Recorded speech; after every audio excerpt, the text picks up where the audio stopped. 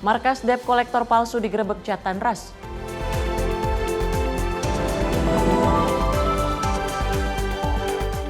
Menko PMK buka penanaman 123.000 pohon.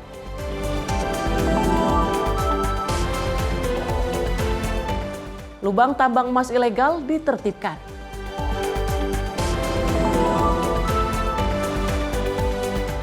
Kodim 0411 Kota Metro serahkan narkotika ke Polda Lampung.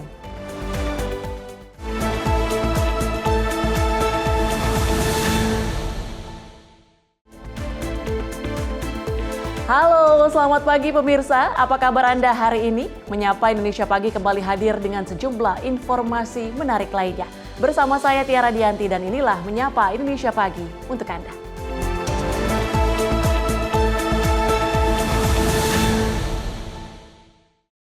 Menyapa Indonesia Pagi kami awali dengan informasi diduga menolak ajakan pergi berkebun. Seorang anak di Bandar Lampung tega menggorok leher ayah kandungnya sendiri hingga nyaris putus. Warga Kelurahan Raja Basa Jaya, Kecamatan Raja Basa, Bandar Lampung, gegerkan dengan peristiwa pembunuhan di salah satu rumah pada Jumat. Warga bernama Masro, 67 tahun, ditemukan tewas dengan kondisi mengenaskan di dalam rumahnya sendiri. Petugas Polsek Kedaton dan tim Inafis Polresta Bandar Lampung yang menerima informasi langsung menggelar olah TKP di lokasi kejadian. Marso diduga dibunuh oleh anak kandungnya sendiri bernama Rustam, 32 tahun, di ruang tamu rumah yang langsung kabur pasca kejadian. Jenazah korban kemudian dievakuasi ke Rumah Sakit Bayangkara Polda Lampung guna dilakukan otopsi serta mengetahui penyebab pasti kematian. Polisi menyebut pembunuhan ini berawal ketika korban mengajak pelaku berkebun ke wilayah Bengkunat, Kabupaten Pesisir Barat. Namun ajakan ditolak pelaku yang langsung mengambil golok lalu menggorok leher korban hingga nyaris putus. Pelaku yang diduga mengidap gangguan jiwa tersebut berhasil ditangkap setelah 1 hari melarikan diri usai menghabisi nyawa korban di dalam rumah. Kita datangi TKP, korban sudah dalam kondisi meninggal dunia ya. Untuk pelaku, anak kandungnya sendiri, sementara ini masih dilakukan pengejaran oleh tim TKP kita. Karena kondisi si pelaku juga dalam membawa senjata tajam yang digunakan pada saat membunuh ayah kandungnya sendiri. Jadi untuk lukanya bagian leher hampir digorok dengan menggunakan golok. Saat ditemukan kondisi korban Dalam posisi gimana? Korban dalam posisi duduk, tapi dari cerita awal bahwa didorong oleh pelaku sehingga terduduk, kemudian baru di ruangan digorok lehernya. Di ruang tamu. Sementara menurut keluarga, pelaku mengidap gangguan jiwa sejak 15 tahun lalu dan pernah menjalani pengobatan di rumah sakit jiwa. Sebelum kejadian itu, pelaku juga sempat terlibat cekcok dengan korban. Mengapa saya kan lagi nyapu di ruang TV itu. Nah, Bapak masuk ke dalam. Saya dengar Bapak ngomong, ayo pulang ke gunung. Nggak mau kayaknya gitu. Pulang sama Bapak gitu. Terus dia masuk kamar, nggak tahu itu. Terus dendobrak pintunya, Bapak didorong. Jatuh di kursi itu, nah itu kejadian akhirnya itu tadinya itu kayu. Nggak tahu itu pas darah mencerat itu baru sadar kalau itu ternyata golok. Saya langsung ke belakang, sayangnya nggak kuat melihat itu darah itu. Ada keributan, sempat ada ribut-ribut atau? Enggak. Tiba-tiba aja kejadiannya? Tiba-tiba, makanya itu Pak sayangnya. Kalau kondisi agak ganggu mentalnya. Udah berapa lama? Udah lama. Sempat dilakukan perawatan? Kan waktu mencariin kaca ini sempat dibawa sama polisi sama Pak Lurah ke rumah sakit jiwa. Masuk kami di sana aja, tapi ke rumah sakit katanya bilang nggak apa-apa, asal rawat jalan. Nah, saya yang ngurusin obatnya bulan-bulan itulah. Terus sempat dia dibawa ke gunung, terus dia pulang sendiri ke sini. Pasca pembunuhan ini, polisi dikabarkan berhasil menangkap Rustam di sebuah rumah gubuk di Kecamatan Jatiagung, Kabupaten Lampung Selatan pada Sabtu malam. Dari Bandar Lampung, Immanuel Simorangkir, kontributor Sinpo TV melaporkan. Subdit Jatanras Polda Metro Jaya menggerebek markas komplotan pelaku perampasan kendaraan dengan modus debt kolektor palsu di kawasan Kebonpala, Jakarta Timur. Dari penggerebekan ini, 6 pelaku berhasil ditangkap, sementara 1 pelaku masih buron.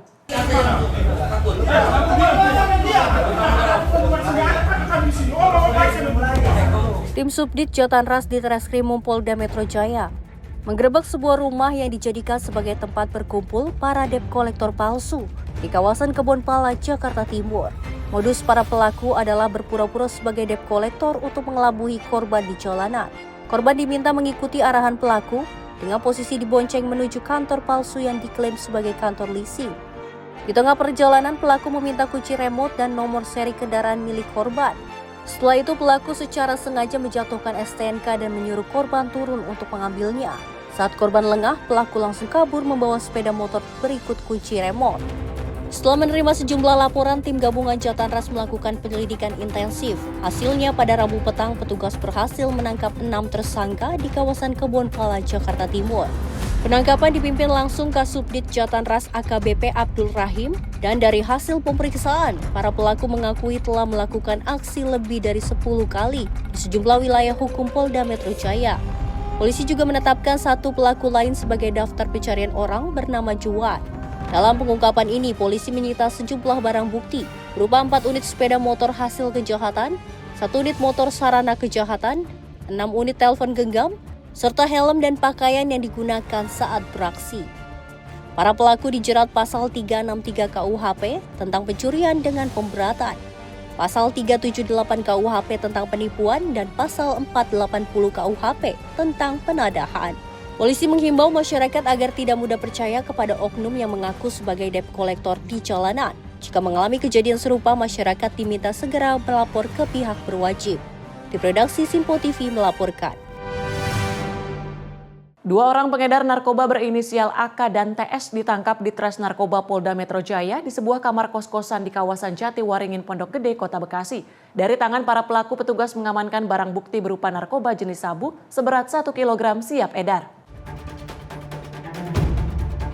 Inilah detik-detik petugas tim Unit 5 Subdit 3 di Tres Narkoba Polda Metro Jaya melakukan penggerebekan di sebuah rumah kosan di kawasan Jatiwaringin, Pondok Gede, Kota Bekasi, Sabtu kemarin. Dalam penggerebekan tersebut, petugas menangkap 2 orang pengedar narkoba berinisial AK dan TS. Menurut AKP Edi Lestari, Kanit 5 Subdit 3 di Tres Narkoba Polda Metro Jaya, petugas menemukan sabu dalam jumlah besar yang disimpan dalam 12 paket kemasan dengan berbagai berat. Dengan total barang bukti mencapai 1012,59 gram atau 1 kg sabu siap edar. Selain itu, petugas juga menyita bungkus plastik teh Cina berwarna hijau, plastik klip, timbangan, handphone, serta perlengkapan pengemasan lainnya. Kami dari Unit 5 bersama tim Subdit 3 Direktorat Narkoba Polda Metro Jaya telah mengamankan 2 tersangka berinisial AK dan TS di wilayah Bekasi, Jawa Barat dengan barang bukti 1 kg sabu. Kemudian barang bukti beserta tersangka dibawa ke Direktorat Narkoba Polda Metro Jaya guna penyidikan lebih lanjut. Saat ini kedua tersangka beserta barang bukti diamankan di gedung di Tres Narkoba Polda Metro Jaya untuk pemeriksaan dan penyelidikan lebih lanjut. Tim kontributor Simpo TV melaporkan. Kita ke informasi peristiwa lain, pemirsa. Kapal penangkap ikan KM Maluku Prima Makmur 03 hangus terbakar di Laut Banda, Maluku Tengah. Bangkai kapal tersisa puing dan terombang-ambing di tengah laut, namun 11 orang ABK-nya hilang, kini dalam pencarian tim SAR. Kapal ikan KM Maluku Prima Makmur 03 terbakar di Laut Banda, Kabupaten Maluku Tengah, Maluku. Bangkai kapal berhasil ditemukan oleh petugas Basarnas Ambon saat operasi SAR hari kedua menggunakan KN SAR 242 Baharata. Kapal ditemukan terombang-ambing dengan kondisi hangus terbakar, bagian atas habis dilahap api. Kapal tersebut dilaporkan terbakar sejak Jumat sore dan berhasil ditemukan pada Sabtu siang. Kapal ini memiliki jumlah anak buah kapal beserta nahkoda sebanyak 11 orang, namun seluruh korban tidak berada di lokasi kejadian. Tim SAR langsung menyisir perairan sekitaran bangkai kapal yang terbakar hingga jarak 42 nautical mil dari lokasi kejadian awal guna mencari 11 orang ABK tersebut, namun belum juga membuahkan hasil. Hari Minggu, tim SAR kembali melanjutkan proses pencarian dengan terfokus mencari 11 anak buah kapal. Area pencarian diperluas serta melibatkan banyak tim, termasuk TNI Angkatan Laut serta kapal-kapal lainnya yang melakukan aktivitas tangkap ikan di Laut Banda. Pengembangan operasi SAR hari kedua kecelakaan kapal terhadap kapal ikan Maluku Prima Makmur 03 terbakar di sekitar perairan Laut Banda, Kabupaten Maluku Tengah. Selanjutnya pada pukul 14.17 waktu Indonesia Timur, tim rescue Kansar Ambon menggunakan KN SAR Barata 242 menemukan kapal korban, dan dalam penyisiran serta pengamatan tim rescue pada kapal terbakar tidak ditemukannya tanda-tanda keberadaan korban. Pada pukul 18.00 waktu Indonesia Timur, tim rescue Kansar Ambon dengan KN SAR Barata telah melakukan pencarian sejauh 42 nautical mile arah timur laut dari LKK dengan hasil nihil dan akan dilanjutkan pada esok hari. Kapal Maluku Prima Makmur berangkat dari Pelabuhan Tulehu, Kecamatan Salahutu, Maluku Tengah sejak 8 November lalu menuju spot mancing di Laut Banda. Namun naas pemilik kapal melaporkan, kapal alami kebakaran dan hilang kontak di Laut Banda sejak jarak tempuh 72 nautical mil dari Pulau Ambon. Pencarian dilakukan saat kejadian namun belum membuahkan hasil. Bangkai kapal berhasil ditemukan hari kedua operasi SAR, namun 11 ABK-nya kini hilang. Tim redaksi kontributor Simpo TV melaporkan.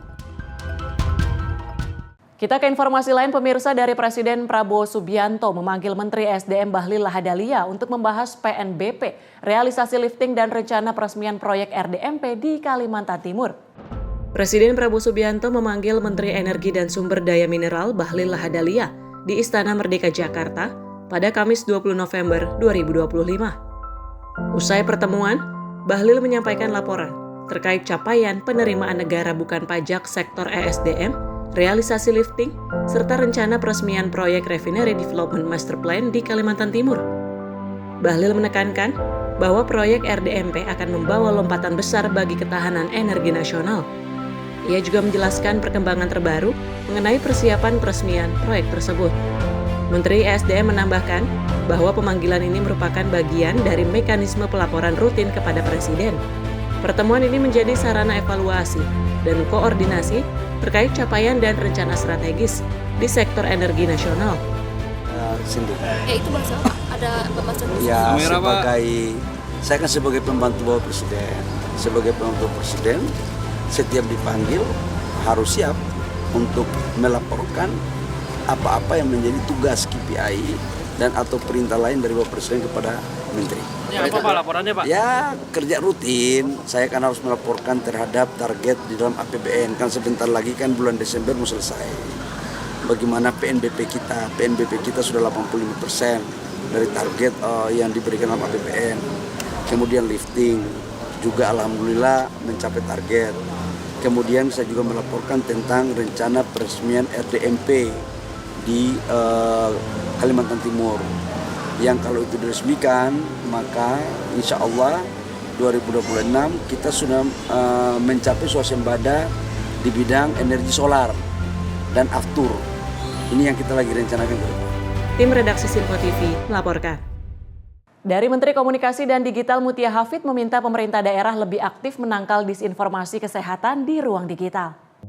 Dalam acara RRI Awards 2025 di Jakarta, Menteri Komunikasi dan Digital Mutia Hafid meminta pemerintah daerah lebih aktif menangkal disinformasi kesehatan di ruang digital. Ia menekankan bahwa informasi keliru terkait kesehatan dapat membahayakan keselamatan masyarakat, termasuk banyak konten menyesatkan dibuat oleh kreator tanpa kompetensi medis, namun dikemas menarik sehingga mudah dipercaya. Mutia menilai pemerintah daerah memiliki kedekatan langsung dengan warga dan dapat memastikan masyarakat menerima informasi yang benar. Ia mendorong daerah memanfaatkan kerjasama dengan lembaga penyiaran publik RRI yang memiliki jaringan siaran hingga pelosok untuk memperluas jangkauan informasi resmi.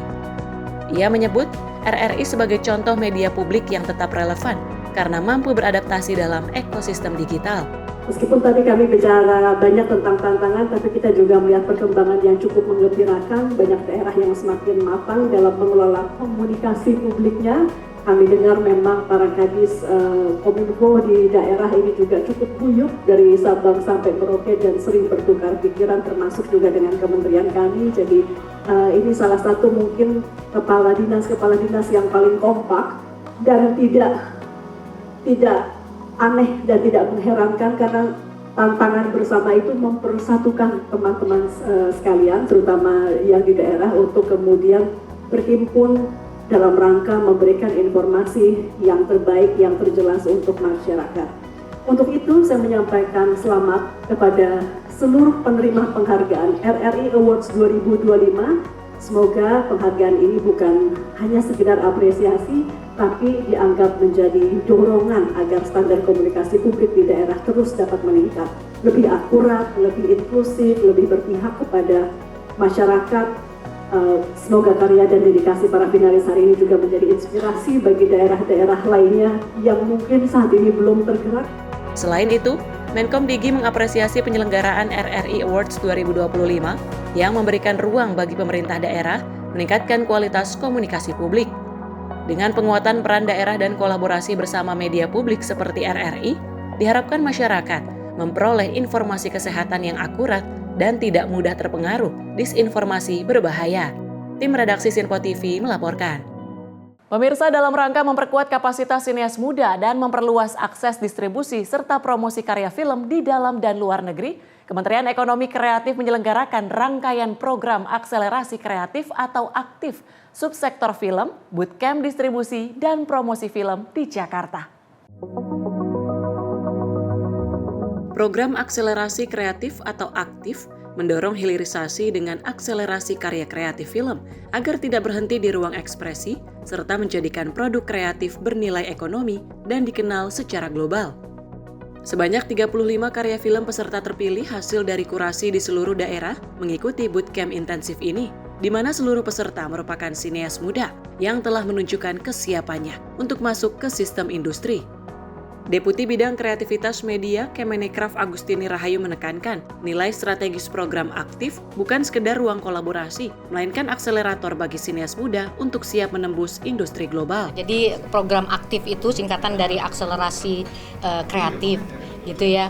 Nah ini tujuannya adalah sebenarnya scale up, gitu lah. Jadi talenta-talenta yang udah bisa kita scale up supaya jadi kita nggak mendidik dari nol ke bisa, tapi dari bisa menjadi scale up. Untuk ngapain? Untuk bisa bersaing gitu ya. Jadi bisa mengkomersialisasi produknya untuk menjadi penghasilan dari kreativitasnya. Untuk yang film itu awalnya tuh 61 ya.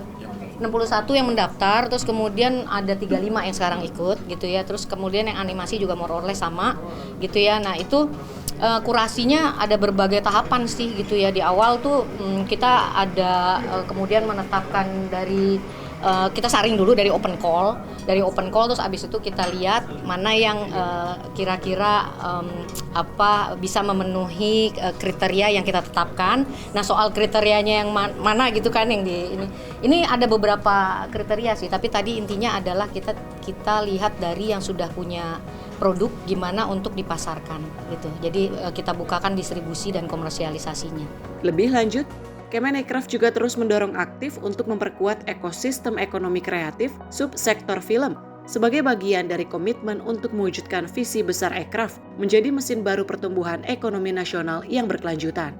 Dari Jakarta, Tim Liputan Sinpo TV melaporkan. Kementerian Ekonomi Kreatif atau Badan Ekonomi Kreatif resmi menutup rangkaian bootcamp distribusi dan promosi film di Jakarta yang telah berlangsung selama 3 hari pada tanggal 21 hingga 23 November. Dalam rangka memperkuat kapasitas sineas muda dan memperluas akses distribusi serta promosi karya film di dalam maupun di luar negeri, Kementerian Ekonomi Kreatif menggelar rangkaian program akselerasi kreatif atau aktif subsektor film, bootcamp distribusi, dan promosi film di Jakarta.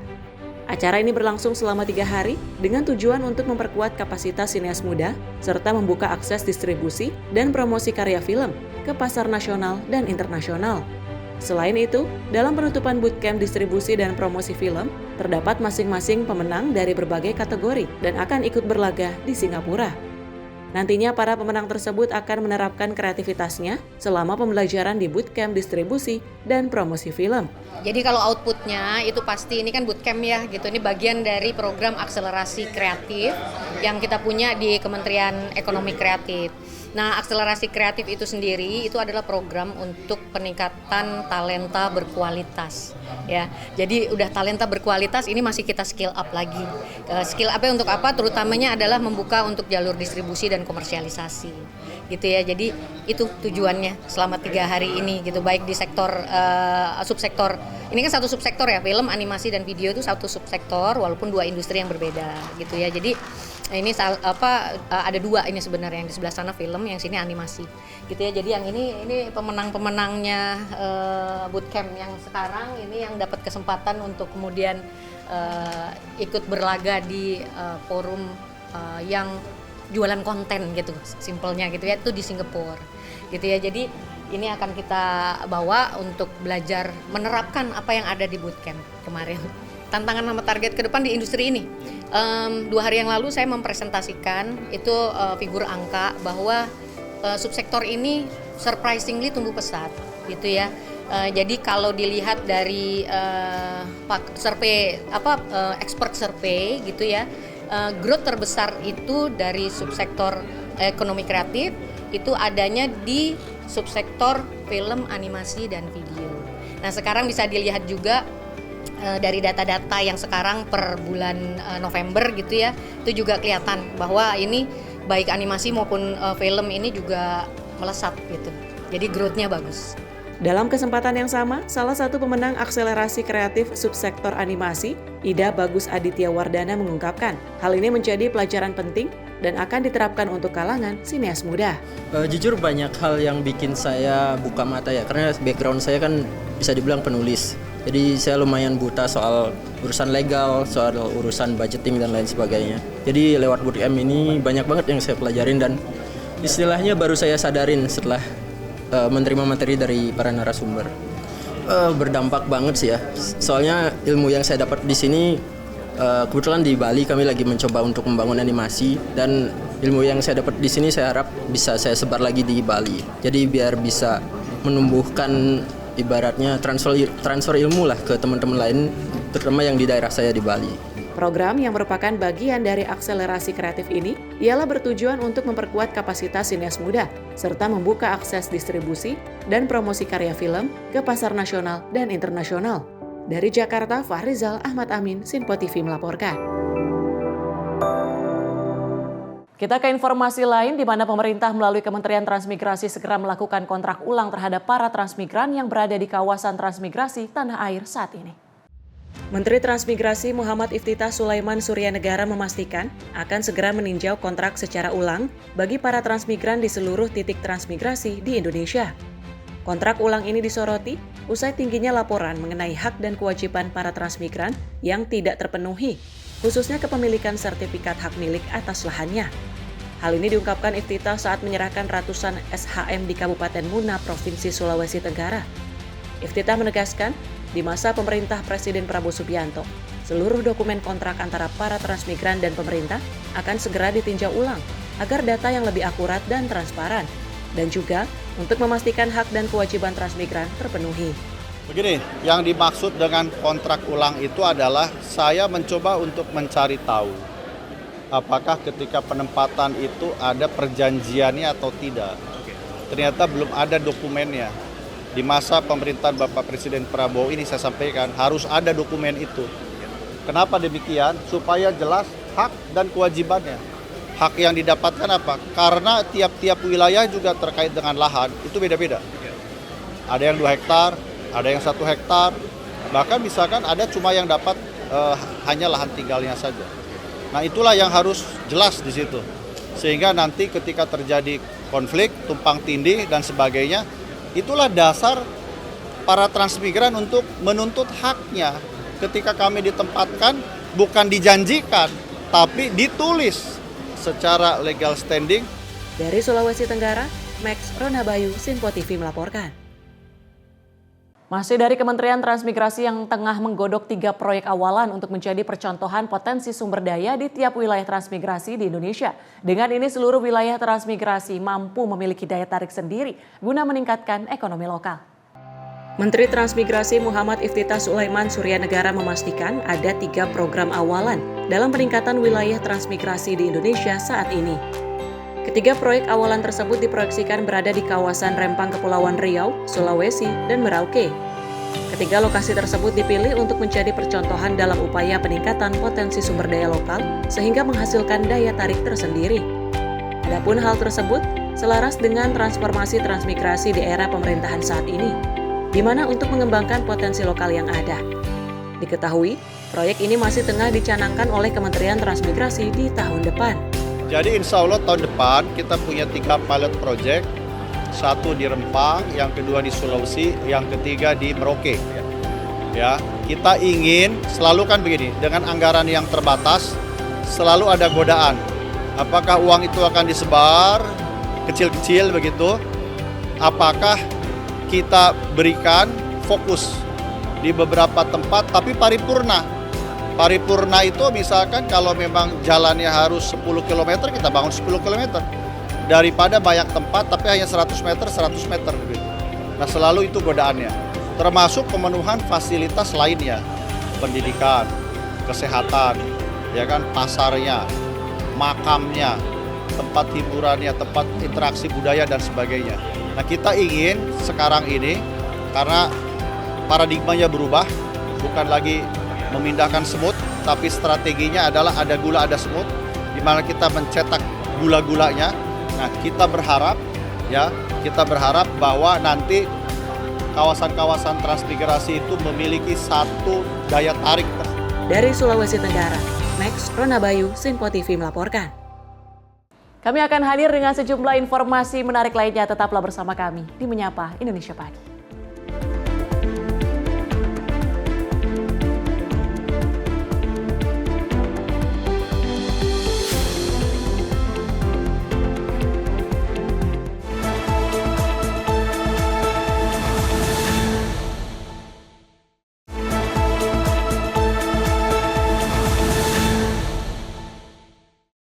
Anda kembali menyaksikan Menyapa Indonesia Pagi.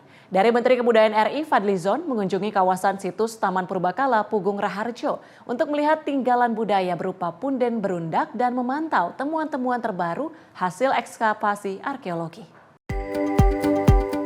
Sebagai komitmen Kementerian Kebudayaan dalam menjaga, meneliti, dan mengembangkan warisan budaya yang memiliki nilai sejarah penting bagi perjalanan peradaban Nusantara, Menteri Kebudayaan RI Fadlizon mengunjungi kawasan situs Taman Purbakala Pugung Raharjo di Lampung Timur. Didampingi Wakil Gubernur Lampung Jihan Nurlela, Fadli melihat secara langsung punden berundak yang merupakan piramida ala Indonesia dan meninjau temuan-temuan terbaru hasil ekskavasi arkeologi yang masih berlangsung. Melalui kunjungannya tersebut, Fadli juga mendapatkan informasi dari 13 punden yang ada di Taman Purbakala Pugung Raharjo, punden 3 dan 4 memiliki lapisan yang berbeda atau mengalami anomali berdasarkan temuan melalui survei geolistrik. Kami langsung melihat situs Cagar Budaya Nasional Pugung Raharjo di Lampung Timur ini. Ya, ternyata memang ada 8 punden berundak. Nah, ini yang paling besar. Dan juga temuan-temuan dari berbagai era perjalanan peradaban, dari mulai prasejarah ribuan tahun yang lalu sampai era Hindu-Buddha, era Islam. Jadi peradabannya berlanjut gitu. Kalau kita lihat dari temuan-temuan yang telah dilakukan oleh para ahli arkeolog, ya, mungkin antropolog juga yang telah meneliti wilayah ini. Kita berharap situs seperti Pugung Raharjo ini bisa tetap terpelihara dengan baik, ya, terjaga, dan kita lakukan terus kajian-kajiannya sehingga narasinya akan lebih lengkap, akan lebih komplit gitu ya. Dan tentu saja kawasan ini sendiri kalau kita lihat merupakan satu kawasan yang sangat menarik untuk aktivasi berbagai kegiatan budaya, wisata sejarah, mungkin wisata religi, ya. Dan kita berharap juga lebih dikenal oleh masyarakat luas. Fadli berharap Cagar Budaya Taman Purbakala Pugung Raharjo mampu menjadi wisata budaya, sejarah, dan religi yang mampu dipelihara dengan baik agar bisa menghasilkan kajian untuk melengkapi narasi dan komplit. Tim redaksi Sinpo TV melaporkan.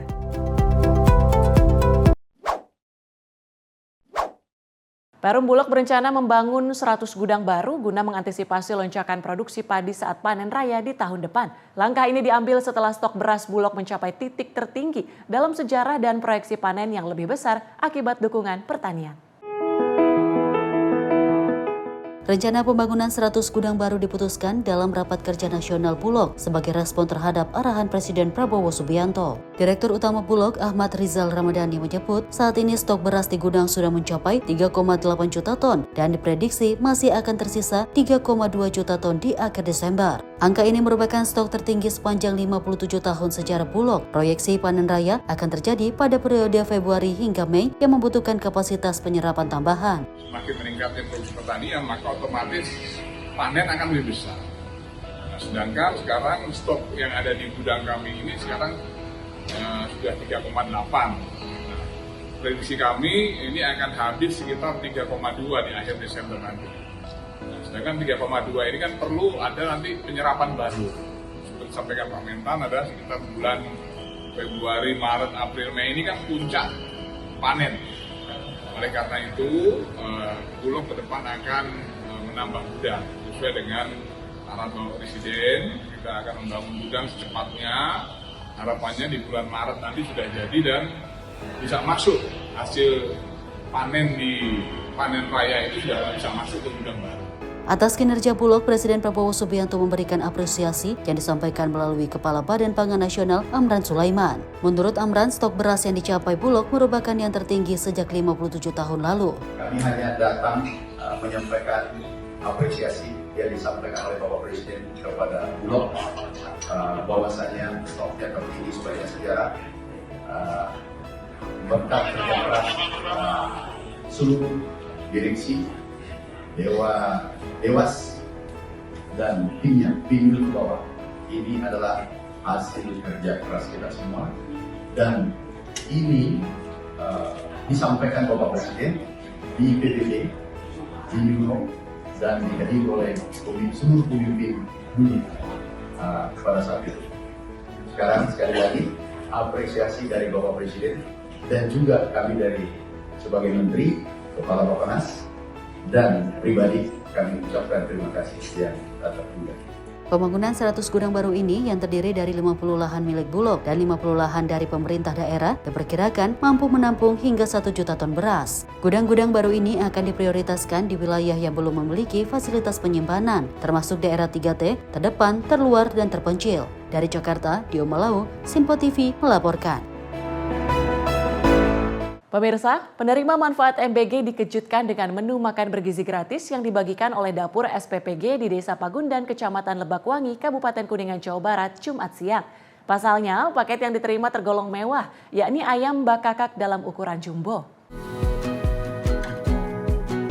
Seperti inilah cuplikan video amatir yang memperlihatkan deretan menu makan bergizi gratis sebelum didistribusikan. Beredarnya video tersebut membuat masyarakat penerima manfaat sangat antusias dan menanti kedatangannya. Dapur SPPG milik Yayasan Baitul Izzah Quraini yang beralamat di Desa Pagundan, Kecamatan Lebakwangi, Kabupaten Kuningan, Jawa Barat, mendadak jadi perbincangan masyarakat. Pasalnya menu MBG yang dibagikan khusus pada Jumat siang dinilai mewah dan spesial, terutama bagi penerima manfaat kategori 3B, yakni ibu hamil, ibu menyusui, dan balita. Dari 466 paket menu, 361 paket berisi susu bubuk, susu kemasan, cemilan bayi, dan telur ayam dibagikan kepada penerima manfaat kategori balita. Sedangkan 105 paket berisi ayam bakakak berukuran jumbo lengkap dengan sayurannya, serta tambahan buah jeruk sebagai cuci mulutnya, dibagikan kepada penerima manfaat kategori ibu hamil dan ibu menyusui. Para penerima manfaat khususnya ibu hamil dan menyusui mengaku kaget bercampur senang dengan pemandangan yang terlihat dalam paket MBG. Terlebih ukuran bakakak ayam yang diterima berukuran jumbo yang tentunya jarang ditemui di meja makannya. Sontak menu MBG olahan berukuran jumbo itu membuat sumringah. Saking senangnya, tidak sedikit dari mereka yang sengaja menahan hasrat menikmati hidangan bakakak ayam langsung agar dapat disantap bareng keluarganya. Sedangkan untuk mensiasati bakakak ayam dapat disantap berhari-hari, para penerima manfaat menyimpan menu tersebut di lemari penyimpanan makanan. Hal itu dilakukan agar menu mewah edisi spesial itu dapat disantap keesokan harinya meskipun harus dihangatkan terlebih dahulu nantinya. Dapat bakakak. Bakakak, seneng banget lah. Oh, gitu. Sama itu anak-anak dapat susu, dapat cemilan Promina, terus ada telur juga, ada buah juga. Oh, emang teh bedana apa sih kalau dapat bakakak dengan biasanya? Spesial atuh bakakak mah spesial banget. Kan jarang-jarang ya kita masak bakakak di rumah. Jadi kalau pas sekarang dapat bakakak tuh Awet-awet berartinya. jadi bisa makan sekeluarga bareng gitu kan. Ya, kan biasanya sepotong. Iya, sepotong gitu ya. sekarang kan segede Utuh itu, ya? utuh. Harapannya bisa menambah gizi anak-anak, kan sekarang banyak kasus stunting gitu kan. Nah, kalau misalnya kita dapat ini kan jadi terbantu juga gitu untuk memenuhi gizi anak-anak gitu. Oke. Kalau Iya. teteh ini kandungan emang berapa bulan? Saya baru jalan 4. Kalau yang tadi yang nerima susu sama itu telur? Balita anak saya umur 4 tahun. Oh, jadi teteh dapat double. Iya, double, gitu. iya. Oh, double ya. Iya dong. Sementara itu pihak SPPG tak menyangka jika menu bakakak ayam edisi Jumat Berkah dapat respon positif dari semua kalangan masyarakat. Menariknya ukuran dan takaran olahan unggas dimaksud tampak merata. Tak ada kendala apapun bagi relawan SPPG saat mengolahnya untuk ukuran dan nilai gizi yang terkandung di dalamnya. Pihak dapur memastikan dari mulai pemilihan bahan baku dan pengelolaannya sudah melalui penilaian dan pemeriksaan detail dari ahli gizi. Sehingga selain ukuran dan teksturnya merata, nilai gizi yang dikandungnya sesuai dengan standar prosedur yang telah ditetapkan PGN. Yang itu tuh Kali pertama. Karena kita selalu berubah-ubah, bervariasi. Oke, cuman kebetulan yang ini meledak ya informasinya. Alhamdulillah kami senang selaku SPPG gitu kan. Dia diterima dengan baik dengan masyarakat sangat antusias ingin mensukseskan program unggulan ini. Oke. Bisa diinformasikan itu kan satu ayam utuh ya? Iya betul. Ada kendala nggak sih saat proses pengolahan atau pengemasan gitu? Alhamdulillah untuk kendala itu sendiri tidak ada. Kami dengan tim di dapur itu saling berkoordinasi dengan baik. Terus chemistry kita sangat terbangun. Koordinasi dari chef ke asistennya ke juru masaknya itu sangat relevan. Jadi sampai saat ini belum ada masalah kayak gitu. Saya juga di luar ekspektasi saya, tapi alhamdulillah itu kebanggaan buat kita sendiri selaku pengelola dapur. Pihak dapur maupun penerima manfaat berharap program makan bergizi gratis ini terus berlanjut serta memiliki dampak positif bagi generasi bangsa, terutama dalam hal pemenuhan gizi anak-anak dan ibu hamil. Dari Kuningan, Jawa Barat, kontributor Simpo TV melaporkan. Guna menyukseskan implementasi program makan bergizi gratis, Kementerian Kelautan dan Perikanan membekali para pengelola Satuan Pelayanan Pemenuhan Gizi mengenai cara penanganan dan pengolahan ikan dalam menu MBG. Pelaksana tugas Direktur Jenderal Penguatan Daya Saing Produk Kelautan dan Perikanan, Mahmud, pada Rabu siang menegaskan komitmen Kementerian Kelautan dan Perikanan dalam mensukseskan implementasi program makan bergizi gratis. Mahmud menegaskan bahwa Kementerian Kelautan dan Perikanan juga telah membekali para pengelola Satuan Pelayanan Pemenuhan Gizi mengenai cara penanganan dan pengolahan ikan dalam menu MBG. Melalui pembekalan tersebut, KKP berkomitmen memperkuat kapasitas teknis para pengelola SPPG agar mampu menghasilkan produk olahan ikan yang mudah, aman, bergizi, menarik, dan sesuai standar mutu. Kita sudah ahli gizi, sudah yang di SPPG ada ahli gizinya. Ada kokinya di SPPG itu sudah kita latih. Kemarin tuh per kali pertemuan di atas 1.000 orang yang sudah hadir untuk mengikuti itu. Cara mengolah ikan, gizinya berapa, sudah ada di sana. Jadi kalau mau lihat gizi ikan, sekarang di googling aja juga gampang. Tuh, berapa protein ikan nila keluar itu. Berapa protein, dan itu ada juga hasil analisisnya, dari mana sumbernya itu juga ada. Harusnya ada. Karena setiap SPPG itu ada 3 minimal. Ada ahli gizi, ada ahli akuntannya ya, terus ada ahli pimpinannya di sana. Itu setiap SPPG harus ada seperti itu. Itu udah ketentuan dari BGN ya, Badan Gizi Nasional. Jadi tadi sampaikan ya, untuk protein ikan itu lebih tinggi daripada sumber protein yang lain. Itu ikan paling tinggi di sana. Karena rata-rata ikan itu 20% dari 100 gram. Jadi kalau kita makan 100 gram ikan, daging ikan itu udah 20%, 20 gram ikan. 20 gram protein gitu ya. Udah tercukupi. Karena sekali makan itu sebenarnya total protein itu kalau dibaca di peraturan Menteri Kesehatan itu per hari itu 75 gram protein, baik hewani maupun nabati. Kalau kita bagi saja 3 kali makan kan 25 gram protein hewani dan nabati. Kalau kita bagi 50-50 nabati sama hewani, berarti kan 12,5 gram. Nah, jadi kalau kita makan 100 gram, kita sudah 20 gram. Cara memilih bahan bakunya yang pertama. Bahan bakunya itu harus jelas terjaga mutunya. Tadi itu cara milih ikan, cek ikannya. Ini masih bagus atau enggak? Kalau dia disimpan dengan baik, dari mulai dia ditangkap, disimpan dalam freezer, misalkan dibekukan, itu akan tetap baik, gitu ya. Jangan sampai nanti, ya itu. Jadi ahli gizi, ahli masak di sana, jadi masak pun harus sesuai kan. Jangan sampai nanti masak panas, ditutup tadi itu udah rusak dari ikannya. Jadi itu sudah dilakukan edukasi, baik oleh BGN sendiri maupun oleh kami kemarin sudah beberapa kali melakukan webinar fintech terkait dengan cara mengolah ikan di SPPG. Agar aman dikonsumsi bagi anak-anak, ikan yang akan disajikan dalam menu MBG harus terbebas dari duri dan disajikan dalam bentuk filet. Dari Jakarta, Dio Malawu, Sinpo TV melaporkan.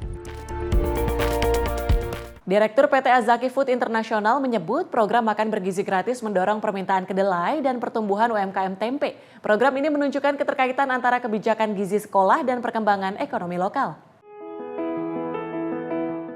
Direktur PT Azaki Food International Cucup Ruhiyat menjelaskan bahwa program makan bergizi gratis tidak hanya menyediakan hidangan sehat bagi anak-anak sekolah, tetapi juga menghadirkan manfaat ekonomi bagi UMKM penyuplai bahan baku dan petani sebagai produsen utama.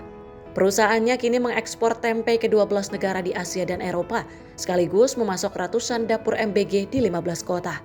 Menurut Cucup, MBG bukan sekedar menyediakan makanan untuk satuan pelayanan pemenuhan gizi, melainkan sebuah model ekonomi baru. Dengan ratusan dapur di berbagai wilayah, program ini membangun rantai nilai yang memperluas dampak ekonomi, sekaligus mendorong UMKM berperan aktif dalam ekosistem produksi pangan nasional. MBG membuktikan bahwa program sosial dapat menjadi strategi ekonomi kerakyatan melalui keterlibatan UMKM. Satu rumah produksi itu ada 5-10, hampir semua sudah menerima permintaan dari dapur. Rata-rata tadi 5-10, ada yang 15 malah. Otomatis loncat, ya berkah lah buat kita juga MBG. Dan kita juga kerjasama dengan PPHTP, dengan petani di Grobogan untuk mengambil yang lokal. Jadi kita sudah ada standar, kedelai dari Grobogan, ini SOP-nya. Kedelai dari NTT, ini SOP-nya. Kedelai dari Sukabumi, ini. Udah. Yang lokal habis impor, yang non-GMO, ini SOP-nya. PT Azaki Food International mengekspor sekitar 150 ton tempe per bulan ke negara seperti Arab Saudi, Korea, Chile, Australia, dan Inggris. Setelah memasok ratusan dapur MBG, omset perusahaan meningkat. Cukup menekankan bahwa UMKM bukan hanya pelaku bisnis, tetapi juga memiliki tanggung jawab moral sebagai penyangga ekonomi keluarga, penggerak ekonomi lokal, dan penjaga kestabilan sosial. Tim redaksi Sinpo TV melaporkan. Dari Menteri Koordinator Pemberdayaan Masyarakat Abdul Muhaimin Iskandar menyatakan pemerintah tengah berupaya mengatasi pertumbuhan ekonomi di Indonesia yang belum merata dan masih dirasakan sebagian masyarakat.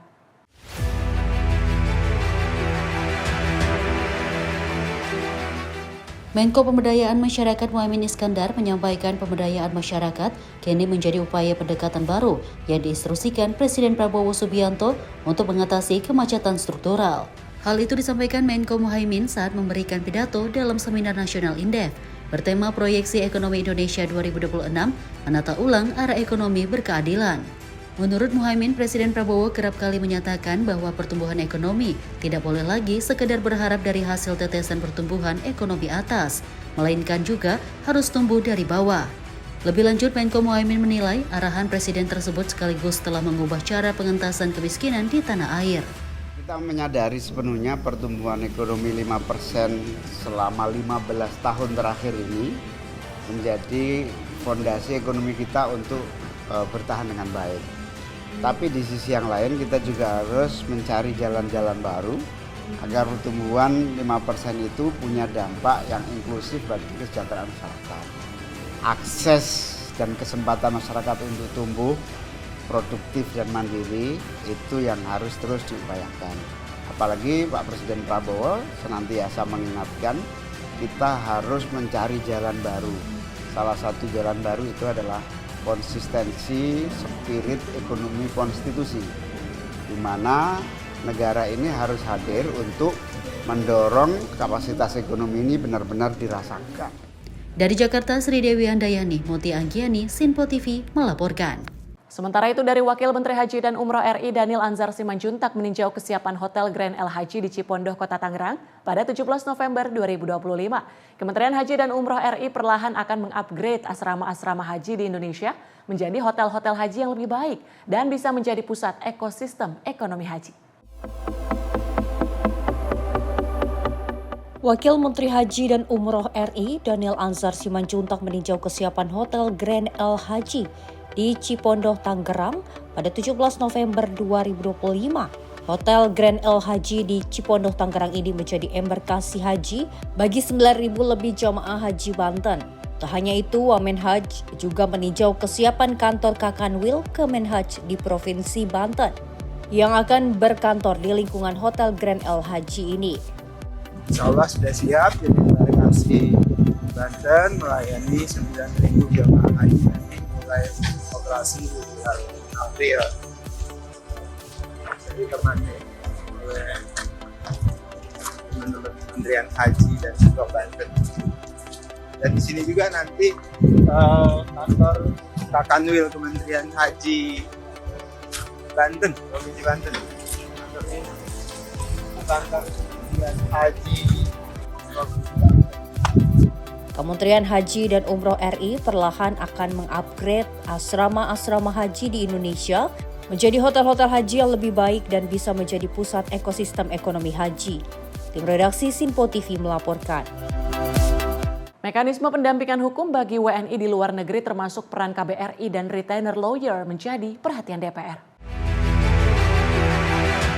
Anggota Komisi 9 DPR RI Surya Utama menekankan pentingnya pengembangan mekanisme hukum agar pelindungan terhadap PMI semakin kuat dan sistematis. Komisi 9 DPR RI meminta agar pemerintah segera membentuk pusat bantuan hukum khusus untuk para pekerja migran Indonesia yang berada di luar negeri. Permintaan tersebut muncul pada rapat panja pengawasan perlindungan pekerja migran Indonesia yang berlangsung pada Senin 17 November 2025. Dihadiri oleh 15 dari 21 anggota Komisi 9 DPR RI, rapat tersebut menghadiri sejumlah pemangku kepentingan, termasuk Serikat Pekerja Informal Migran dan Pekerja Profesional Indonesia, KSPSI, Migran Care, Serikat Buruh Migran Indonesia, dan lainnya, yang mengungkapkan perlindungan PMI yang masih mengalami persoalan sistematik di seluruh rantai migrasi. Anggota Komisi 9 DPR RI Surya Utama juga memberikan contoh kasus PMI yang mengalami penyiksaan berat dan terjadi di Malaysia. Menyikapi yang tadi usulan dari SBMI yang soal apakah mungkin juga nanti pemerintah membuka law firm di negara penempatan, memang pada dasarnya siapapun bisa melakukan itu di negara manapun, namun memang harus mendapatkan izin beracara di negara setempat setahu saya. Dan dalam beracara itu setahu saya menggunakan hukum positif yang berlaku di negara tersebut. Namun karena yang saya tahu juga hukum Indonesia ini tidak memiliki yurisdiksi ekstrateritorial. KBRI itu sendiri juga sudah memiliki mekanisme menggunakan retainer lawyer dalam kasus-kasus tertentu. Dan KBRI memang setahu saya juga memiliki tanggung jawab untuk memberikan pendampingan hukum, khususnya kasus-kasus seperti hukuman mati, di mana KBRI menyediakan pengacara-pengacara. Nah, ini juga bulan lalu saya sempat mengurusi juga ada seorang PMI di Malaysia yang mengalami penyiksaan berat. Namun yang sangat disayangkan pada saat itu pelakunya ternyata adalah WNI itu sendiri. Di situ kita berkoordinasi dengan KBRI juga, dan pada saat itu KBRI menggunakan retainer lawyer setahu saya, dan tidak sampai 3 minggu pelaku sudah divonis hukuman 15 tahun penjara. Apakah memang harus tadi seperti Pak Muazzim bilang ya, ini akan dilakukan oleh atas-atas yang ada di sana, atau mungkin harus dilengkapi kita bikin divisi hukum sendiri, atau mungkin tetap menggunakan retainer lawyer seperti yang sudah terjadi, sudah ada selama ini.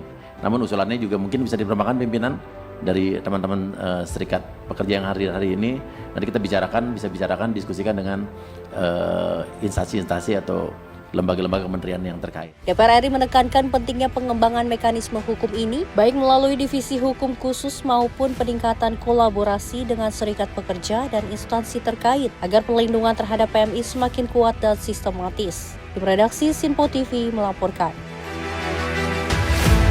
Kita ke informasi peristiwa pemirsa, pencarian kapal nelayan Primadona yang sempat hilang kontak di perairan Pasaman Barat akhirnya membuahkan hasil. 6 nelayan yang berada di atas kapal tersebut berhasil ditemukan dalam keadaan selamat oleh tim SAR gabungan pada Jumat siang 21 November 2025. Kapal Primadona, sebuah boot dengan panjang sekitar 12 meter, sebelumnya berangkat dari Pulau Tanah Masanias ke Air Banggis pada Kamis pagi sekitar pukul 6.30 waktu Indonesia bagian Barat. Kapal yang membawa 6 nelayan itu dijadwalkan tiba pada siang hari, namun menjelang tengah hari, kapal tidak bisa dihubungi. Sehingga pada malam harinya, salah seorang keluarga korban melaporkan hal itu kepada Pos SAR Pasaman. Merespon hal itu, kantor Pos SAR Pasaman berkoordinasi dengan kantor SAR Nias dan Mentawai. Lalu keesokan paginya RIP 03 Pos SAR Pasaman dikerahkan menuju lokasi terakhir kapal terpantau. Disusul ROP 02 Padang serta sejumlah kapal nelayan yang turut membantu proses pencarian. Upaya pencarian membuahkan hasil ketika kapal Primadona ditemukan pada Jumat siang. Serta ke-6 nelayan yang ada di atas kapal berhasil dievakuasi dengan selamat. Mereka kemudian dibawa ke Puskesmas Air Banggis untuk menjalani pemeriksaan kesehatan. Tim redaksi Sinpo TV melaporkan. Korban yang tenggelam di air terjun Mengending akhirnya ditemukan tim SAR gabungan pada 21 November 2025. Saat jenazah dievakuasi ke darat, isak tangis pihak keluarga pun pecah. Sebelumnya tim SAR gabungan mulai melakukan pencarian dari pukul 9.45 waktu Indonesia bagian tengah. Fokus pencarian dilakukan pada seputaran bawah air terjun dengan teknik snorkeling. Personel yang terlibat langsung ke lapangan terkendala kondisi air terjun yang sangat deras dan air keruh. Korban bernama Gede Angga Putra Pratama, 15 tahun. Ditemukan tim SAR gabungan pada Jumat 21 November 2025. Setelah sebelumnya dilaporkan tenggelam saat mandi di air terjun Menggening Kabupaten Buleleng pada Kamis 20 November 2025. Korban mandi bersama 2 orang lainnya tanpa diduga mereka tenggelam. 2 orang berhasil diselamatkan, namun Gede Angga Putra Pratama tak bisa ditemukan. Saat jenazah korban dievakuasi ke darat, isak tangis pihak keluarga pun pecah. Tim redaksi Sinpo TV melaporkan. TNI AD gerak cepat bantu bencana longsor Banjarnegara. Informasinya akan kami hadirkan usai jeda. Tetaplah bersama kami di Sinpo TV.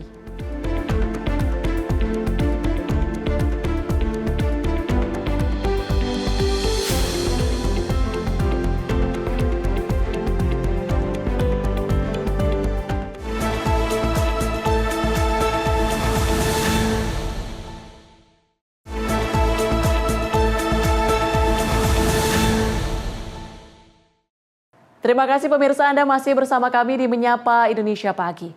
Proses evakuasi korban longsor di Dusun Situkung, Desa Pandanarum, Banjarnegara masih terus dilakukan. TNI AD bersama ratusan personel tim SAR gabungan turun langsung membantu operasi evakuasi korban longsor.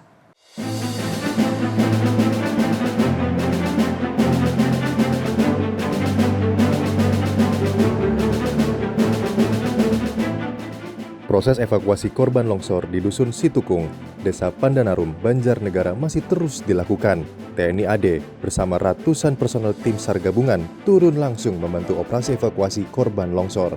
Dengan kondisi medan yang licin dan rawan, prajurit TNI bersama tim gabungan bergerak cepat tanpa ragu melakukan penyisiran manual, pengerahan anjing pelacak, hingga membantu pengoperasian 9 alat berat demi satu tujuan, yaitu operasi kemanusiaan.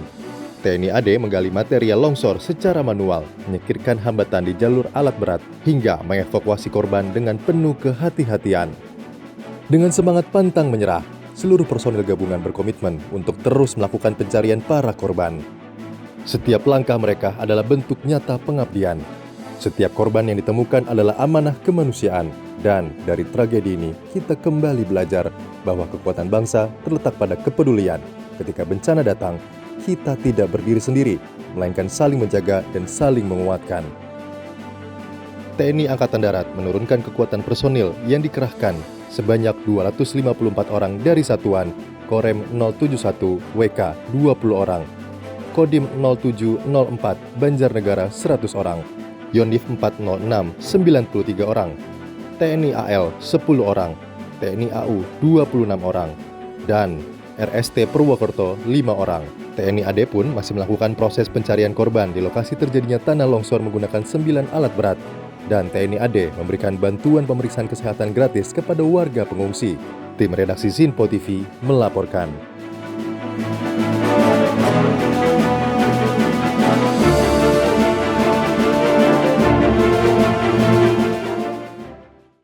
Setelah berada di Ranukumbolo saat erupsi Gunung Semeru, 187 pendaki telah dievakuasi ke Ranupane. Evakuasi pendaki dilakukan dalam 3 kelompok dengan pendampingan dari petugas TNBTS. Evakuasi pendaki yang berasal di Ranukumbolo Gunung Semeru dilakukan pada Kamis pagi hingga sore hari. Setelah dievakuasi, seluruh pendaki dibawa ke pos Ranupane. Kepala Balai Besar Taman Nasional Bromo Tengger Semeru, Rudi Jantadyahya Nugroho mengatakan bahwa seluruh pendaki sudah turun dari Ranukumbolo dan berada di Ranupane pada Kamis sore. Para pendaki beserta porter dan pendaki dengan 187 orang dalam kondisi aman dan selamat.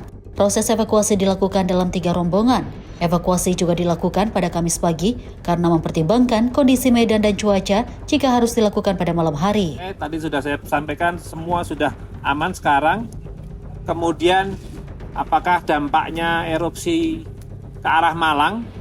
Kalau erupsi ke arah Malang sejauh ini tidak berdampak signifikan karena memang arahnya lebih ke arah Kabupaten Lumajang. Kemudian bagaimana dengan pendaki yang sudah mendaftar dan sudah berada di Ranupane? Apakah ada opsi jalur-jalur untuk naik? Kita pastikan bahwa saat ini pendakian ditutup sampai batas waktu yang belum ditentukan dengan situasi yang sudah ditetapkan menjadi level 4. Sementara itu, menurut pendaki yang baru tiba dari Ranukumbolo, mereka mengetahui erupsi Semeru dari pemandu pendaki Semeru. Saat berada di Ranukumbolo, para pendaki juga dalam kondisi aman karena erupsi tidak mengarah ke Ranukumbolo. Pertama kalinya tuh waktu kita baru banget nyampe Ranukumbolo, terus ada kabar dari guide-nya tuh bilang kalau ini lagi erupsi gitu.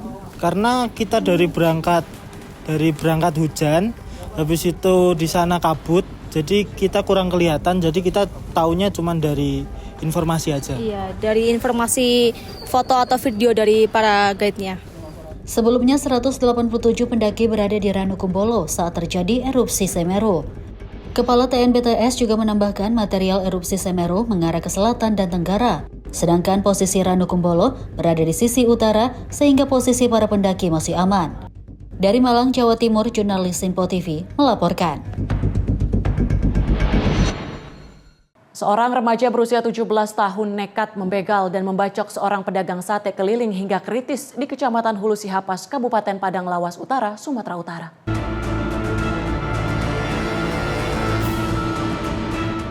Inilah kondisi korban yang merupakan pedagang sate keliling usai sekujur tubuhnya dibacok dengan sadis oleh pelaku begal yang merupakan remaja berusia 17 tahun di Kecamatan Hulu Sihapas, Kabupaten Padang Lawas Utara, Sumatera Utara. Akibatnya korban mengalami luka serius dan kritis hingga saat ini. Setelah menerima laporan, tim Omsnal Satreskrim Polres Tapanuli Selatan pun menangkap pelaku berinisial AHS di rumahnya di Kecamatan Portibi, Kabupaten Padang Lawas Utara, Sumatera Utara sehari setelah kejadian. Kepada penyidik, pelaku mengaku nekat melakukan aksi tersebut lantaran kerap diperlakukan tidak baik oleh pihak keluarga dan diusir dari rumah, sehingga hendak berangkat merantau ke Kota Padang, Sumatera Barat dan muncul niat untuk melakukan aksi begal agar memiliki kendaraan untuk dibawa merantau. Dalam rilisnya pada Kamis sore, Kapolres Tapanuli Selatan AKBP Yod Edi Winara mengatakan sebelum melakukan aksi brutal tersebut, pelaku terlebih dahulu mempersiapkan sebilah barang dan menunggu calon korban di jalan sepi. Pada saat itu, seorang pedagang sate keliling lewat dan pelaku langsung membacok sekujur tubuh korban dengan sebilah parang sehingga korban mengalami luka serius dan kritis. Setelah korban tidak berdaya, pelaku pun membawa kabur sepeda motor korban yang masih menggunakan gerobak sate. Untuk saat ini, informasi yang diperoleh, tersangka masih berumur 17 tahun, masih kategori belum dewasa.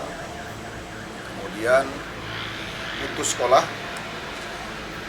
dapat dibilang broken home karena juga sudah diusir dari rumah, seketika dalam pikirannya untuk melakukan kejahatan tersebut. Dia melakukan kekerasan ini, melakukan pembacokan.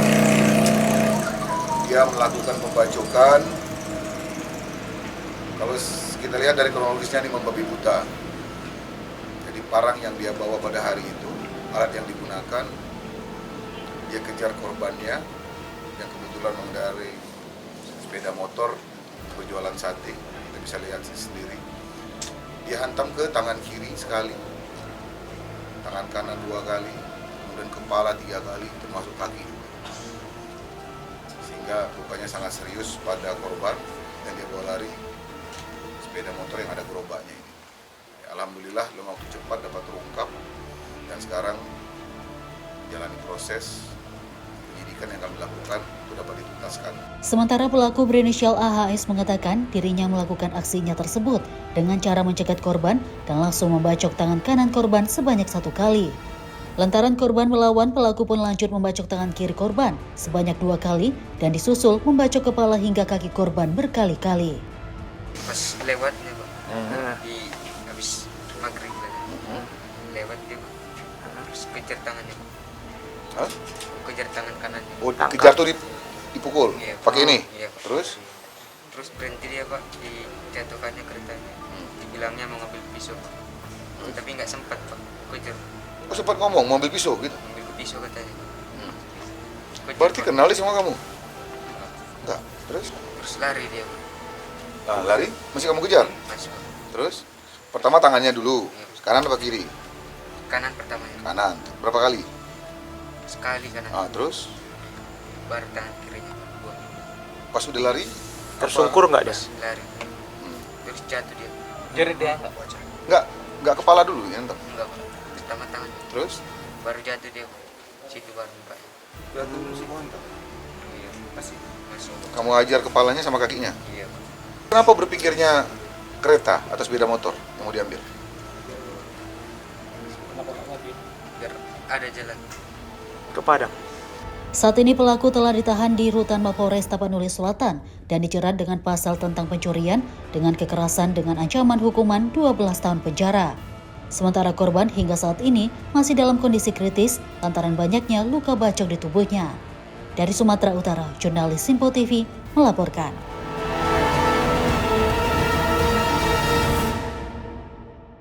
Badan Nasional Penanggulangan Bencana bersama unsur Pentahelix melakukan penanaman 123.320 bibit pohon di Provinsi Jawa Barat dalam rangka mitigasi berbasis vegetasi. Pada peringatan Hari Pohon Sedunia tahun 2025, BNPB bersama Pentahelix melakukan penanaman 123.320 bibit pohon di wilayah Jawa Barat. Kegiatan penanaman telah dimulai sejak Rabu 19 November di 3 lokasi, yakni Kabupaten Bogor, Kota Bogor, dan Kabupaten Bekasi. Sebanyak 780 relawan dari unsur TNI Polri, masyarakat, hingga dunia usaha turut terlibat dalam penanaman. Acara ini resmi dibuka oleh Menteri Koordinator Bidang PMK Praktikno, didampingi pejabat BNPB dan perwakilan pemerintah daerah Jawa Barat, sekaligus menjadi plotting project dari inovasi pembiayaan Pooling Fund Bencana atau PFB. Menko PMK menekankan bahwa gerakan menanam pohon harus menjadi kebiasaan setiap individu dan bukan hanya dilakukan saat peringatan Hari Pohon. Jadi hari ini ada kita memperingati Hari Pohon Sedunia. Kita sangat penting untuk mengingatkan kembali kepada semua pihak agar lebih aktif ya, membangun infrastruktur hijau, menanam pohon sebanyak-banyaknya karena memang lahan kritis kita cukup luas. Termasuk di sini das Siliwung ini, jadi ada 3,5 juta warga yang hidup di sekitar das Siliwung. Kita mengajak seluruh pihak sekarang untuk tanam pohon sebanyak-banyaknya. Ini bukan hanya gerakan pemerintah, ini harus jadi gerakan masyarakat. 280 juta rakyat Indonesia tanam pohon sebanyak-banyaknya yang punya nilai ekologis tapi juga sekaligus nilai ekonomis bagi warga. Dengan pelaksanaan penanaman di 3 kabupaten dan kota serta pelibatan berbagai unsur pentahelix, BNPB berharap program ini menjadi langkah nyata dalam memperkuat mitigasi bencana dan mendorong partisipasi masyarakat untuk merawat lingkungan. Tim redaksi Sinpo TV melaporkan. Dari Menteri Kehutanan Raja Juli Antoni meresmikan pilot bioetanol aren di lingkungan Pertamina Geothermal Energy atau Kamojang. Aren adalah salah satu komoditas paling potensial untuk menopang kebutuhan bioetanol nasional.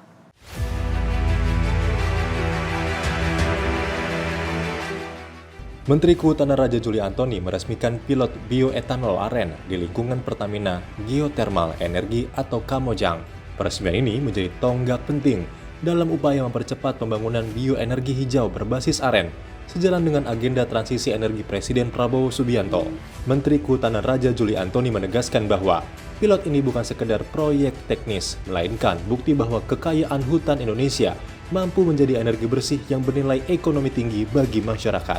Keunggulan aren sendiri telah menjadi perhatian sejak lama oleh Presiden Prabowo Subianto, sehingga diharapkan menjadi ketahanan energi yang perlu diwujudkan dengan kerjasama seluruh pihak. Aren adalah salah satu komoditas paling potensial untuk menopang kebutuhan bioetanol nasional, sebab aren juga dapat tumbuh baik di hutan yang mampu hidup di lereng dan tidak cocok untuk tanaman lain, sehingga masyarakat akan memiliki insentif kuat menjaga tutupan hutan dan mencegah alih fungsi lahan. Di acara ini, Menhub juga melakukan pengisian bahan bakar dengan kandungan bioetanol aren ke mobil yang telah disiapkan, dan langsung mencoba mengendarai mobil yang telah berisi bioetanol aren tersebut. Hari ini Kementerian Kehutanan, Pertamina, ISDM, Kementerian Investasi, Green ya semua ya membuktikan apa yang pernah dicita-citakan oleh Pak Presiden Prabowo Subianto, bahwa kita menuju kepada ketahanan energi terutama melalui bioetanol. Jadi saya sampaikan Pak Presiden dari tahun 2004 sudah mengatakan bahwa aren itu adalah pohon ajaib harta karun Indonesia, dan hari ini ada proof of concept yang sudah kita jalankan. Tadi lihat mobil ya yang sudah full diisi dengan etanol, jadi E100. Kalau sekarang masih ada B40, B50, ini udah E100. Mobilnya jalan dengan baik. Dalam kesempatan yang sama, Menhub juga berharap kegiatan ini dapat berjalan dengan adanya Training for the Trainers, program perencanaan aren untuk menyiapkan instruktur nasional bagi provinsi. Program ini bekerja sama dengan Pertamina, PNRE, PGA, BRIN, dan tim percepatan aren yang dipimpin oleh penasihat utama Menhub, yang juga ahli konservasi dan mikrobiologi. Pemirsa, usai rapat terbatas di Istana Merdeka, Menteri Pertanian Andi Amran Sulaiman memaparkan perkembangan ketahanan pangan nasional berhasil dicapai hanya dalam 1 tahun. Ia juga menjabarkan sejumlah capaian serta rencana strategis pemerintah di sektor pangan dan peternakan.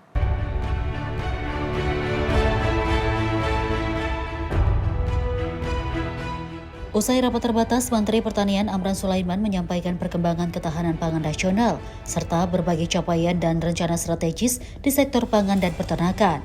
Pertemuan tersebut digelar Presiden Prabowo Subianto bersama sejumlah Menteri Kabinet Merah Putih di Istana Merdeka, Jakarta pada Kamis 20 November 2025. Amran menegaskan bahwa sejumlah capaian yang dipaparkan melampaui target awal pemerintah.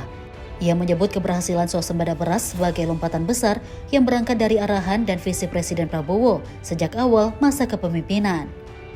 Dalam ratas itu, Amran juga memaparkan rencana pembangunan ekosistem peternakan rakyat dari sisi hulu untuk memastikan stabilitas harga pakan, vaksin, dan obat-obatan. Pemerintah menyiapkan pembangunan pabrik pakan di 12 lokasi pada tahap pertama dan 18 lokasi pada tahap kedua dengan anggaran total 20 triliun rupiah yang diseluruhkan diprioritaskan untuk mendukung peternakan kecil.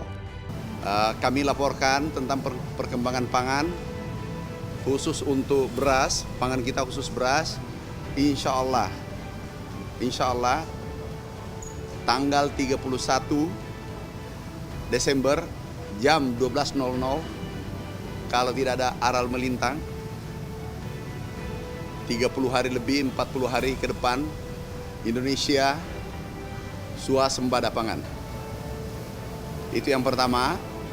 Dan ini adalah dari target 4 tahun, tapi kita capai insya Allah 1 tahun.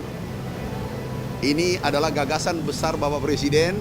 Pertama kami ditarget 4 tahun, kemudian setelah 21 hari berubah menjadi 3 tahun, dan setelah 45 hari berubah menjadi 1 tahun. Berkat dukungan penuh dari segi regulasi, kemudian pembiayaan, alhamdulillah kita bisa capai dalam waktu singkat. Kita siapkan HPP harus dijaga dengan baik. Harga penjualan, harga pokok penjualan, peternakan, juga telur, kemudian ada nanti HET untuk pakan. Sehingga harga tidak jauh berfluktuasi. Nah, ini kita akan bangun. Pertama adalah 12 daerah, 12 titik pabrik pakan, kemudian tahap kedua adalah 18 titik. Anggarannya 20 triliun rupiah. Sekali lagi, ini dibangun untuk peternak-peternak kecil. Jadi ini dibangun untuk peternak-peternak kecil, untuk mendukung, mensupport peternak-peternak kecil. Tim redaksi Sinpo TV melaporkan. Sebuah pesawat Cessna milik Bro Skydive Indonesia dilaporkan mendarat darurat di tengah sawah di Desa Kertawaluya, Kecamatan Tirtamulya, Kabupaten Karawang. Sebuah pesawat Cessna milik Bro Skydive Indonesia terpaksa melakukan pendaratan darurat di area persawahan Desa Kertawaluya, Kecamatan Tirtamulya, Karawang. Pesawat dengan nomor registrasi PKWMP ini sudah mengalami penerbangan dari Tangerang menuju Cirebon saat diduga mengalami gangguan di udara. Warga mengaku melihat pesawat tersebut terbang rendah sebelum akhirnya jatuh ke area terbuka. Tidak ada korban jiwa dalam peristiwa ini dan 5 awak pesawat berhasil diselamatkan. Hingga berita ini diturunkan, belum terlihat aktivitas evakuasi badan pesawat di lokasi kejadian. Pihak berwenang masih melakukan pemantauan udara dan koordinasi untuk proses penindakan selanjutnya. Petugas masih berada di lapangan untuk memastikan kondisi pesawat serta menunggu arahan proses evakuasi dari otoritas penerbangan. Tim redaksi Sinpo TV melaporkan. Kami akan kembali usai jeda, tetaplah bersama kami di Menyapa Indonesia Pagi.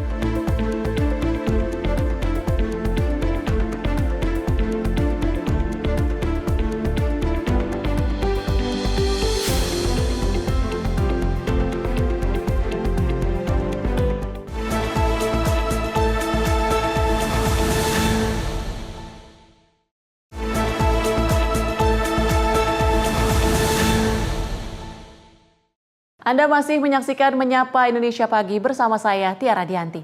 Misi Dagang dan Investasi Provinsi Jawa Timur dengan Provinsi Sulawesi Tenggara berlangsung sukses. Transaksi misi dagang kali ini tembus 1,04 triliun.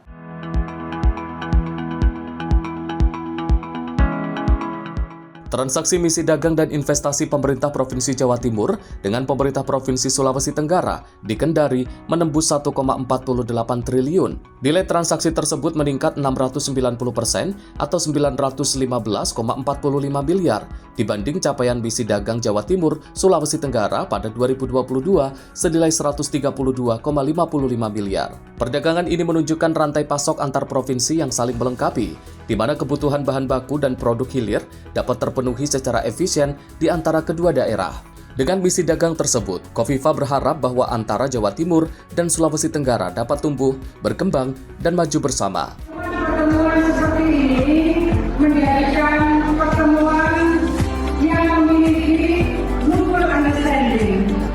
Tidak ada di antara kita yang merasa bahwa kita paling maju, kita paling di depan, tidak. Kita bersama-sama belajar, bersama-sama menyiapkan ikhtiar. Harapan kita tumbuh bersama. Harapan kita berkembang bersama. Harapan kita maju bersama. Kebersamaan ini menjadi bagian penting bahwa no one left behind. Kerjasama ini juga menjadi perekat sinergi yang memperkokoh ketahanan ekonomi antar wilayah dan membuka peluang investasi baru. Tim redaksi Sinpo TV melaporkan. Sebanyak 14 bus Trans Jatim resmi beroperasi di wilayah Malang Raya pada Kamis sore. Bus Trans Jatim ini memberdayakan mantan sopir angkutan dengan gaji setara upah minimum kota.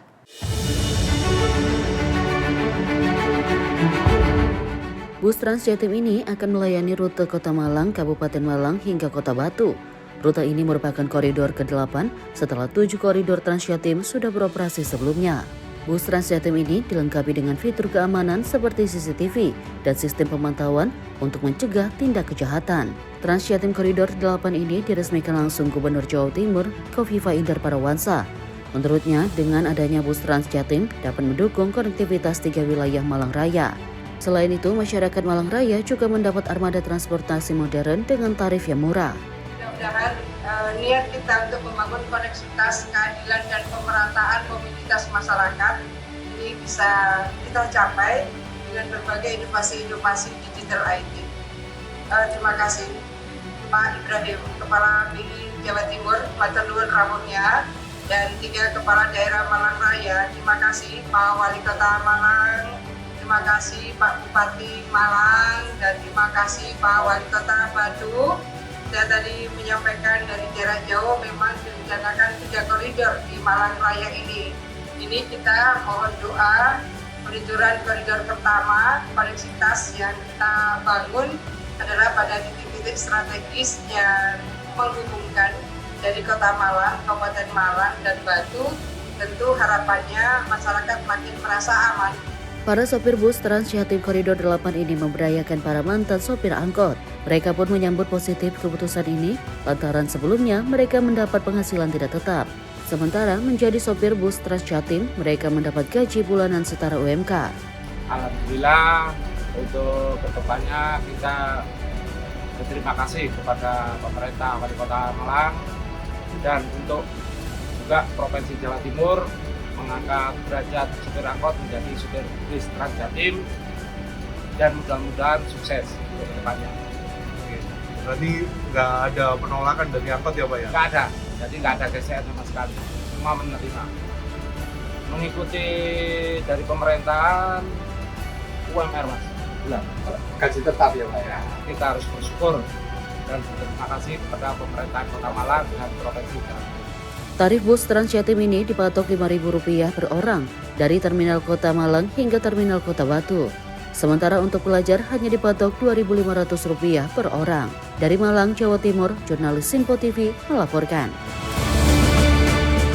Dari Menteri Pekerjaan Umum Dodi Hanggodo melakukan peninjauan langsung terhadap prototipe dapur di Kebumen, Jawa Tengah. Fasilitas berstandar tinggi ini akan menjadi model utama untuk replikasi pembangunan 222 dapur BGN serupa di berbagai wilayah prioritas di Indonesia. Menteri Pekerjaan Umum Dodi Hanggodo meninjau langsung selesainya pembangunan dan fasilitas Satuan Pelayanan Pemenuhan Gizi atau SPPG atau Dapur MBG di Kebumen pada Kamis 20 November 2025. SPPG Kebumen ini dilengkapi area penerimaan bahan baku, gudang kering dan basah, ruang cuci, area persiapan dan memasak, ruang penyajian, ruang distribusi, serta cold storage. Prototipe dapur ini menjadi model utama yang dapat direplikasi untuk dapur BGN di berbagai wilayah dengan standar kualitas setara dapur hotel bintang 5 sesuai arahan Presiden Prabowo.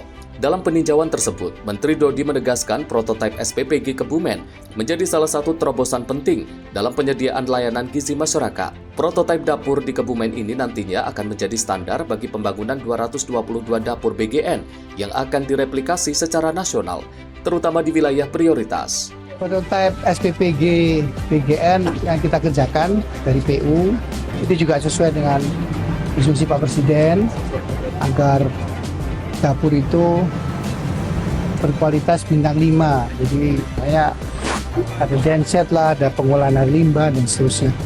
Itu juga prototipe nanti yang kita pakai untuk 222 dapur APBN yang BGN minta tolong kita bangunkan, terutama di wilayah yang 3T ya, keluar. Dengan selesainya pekerjaan konstruksi dapur SPPG Kebumen, diharapkan segera dapat beroperasi setelah proses serah terima dengan BGN selesai. Tim redaksi Simpo TV melaporkan.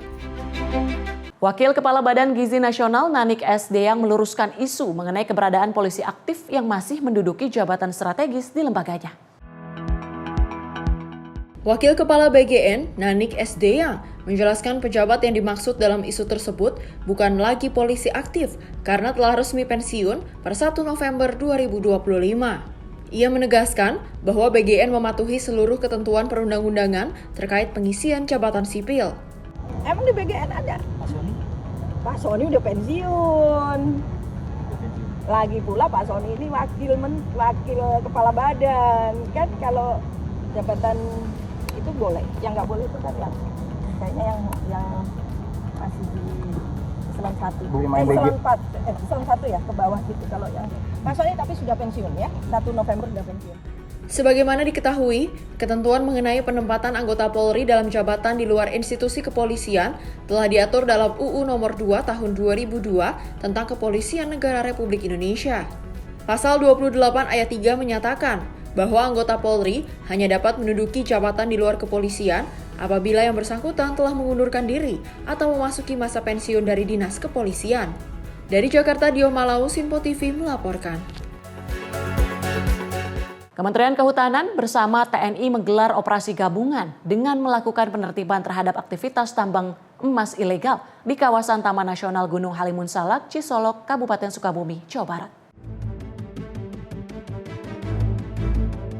Sebanyak 88 lubang tambang emas ilegal di kawasan Taman Nasional Gunung Halimun Salak di Desa Sukarabe, Kecamatan Cisolok, Kabupaten Sukabumi, ditertibkan Kementerian Kehutanan melalui Direktorat Jenderal Penegakan Hukum Kehutanan bersama dengan TNI. Dalam operasi tersebut, selain menutup 88 lubang galian tambang, petugas juga menyegel penambangan emas tanpa izin atau PETI di sekitar kawasan Taman Nasional Gunung Halimun Salak untuk mencegah aktivitas penambangan ilegal kembali terjadi. Operasi ini juga berkesinambungan dalam upaya penertiban kawasan hulu daerah sungai guna mencegah risiko bencana longsor dan banjir, terlebih kini telah memasuki musim penghujan.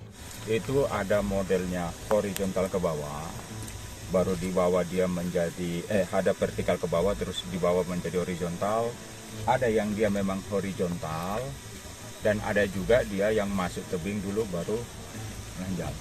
Bahkan ada juga dia yang mengikuti lubang-lubang bekas tambang dari perusahaan emas juga, bekas tutupan antam gitu.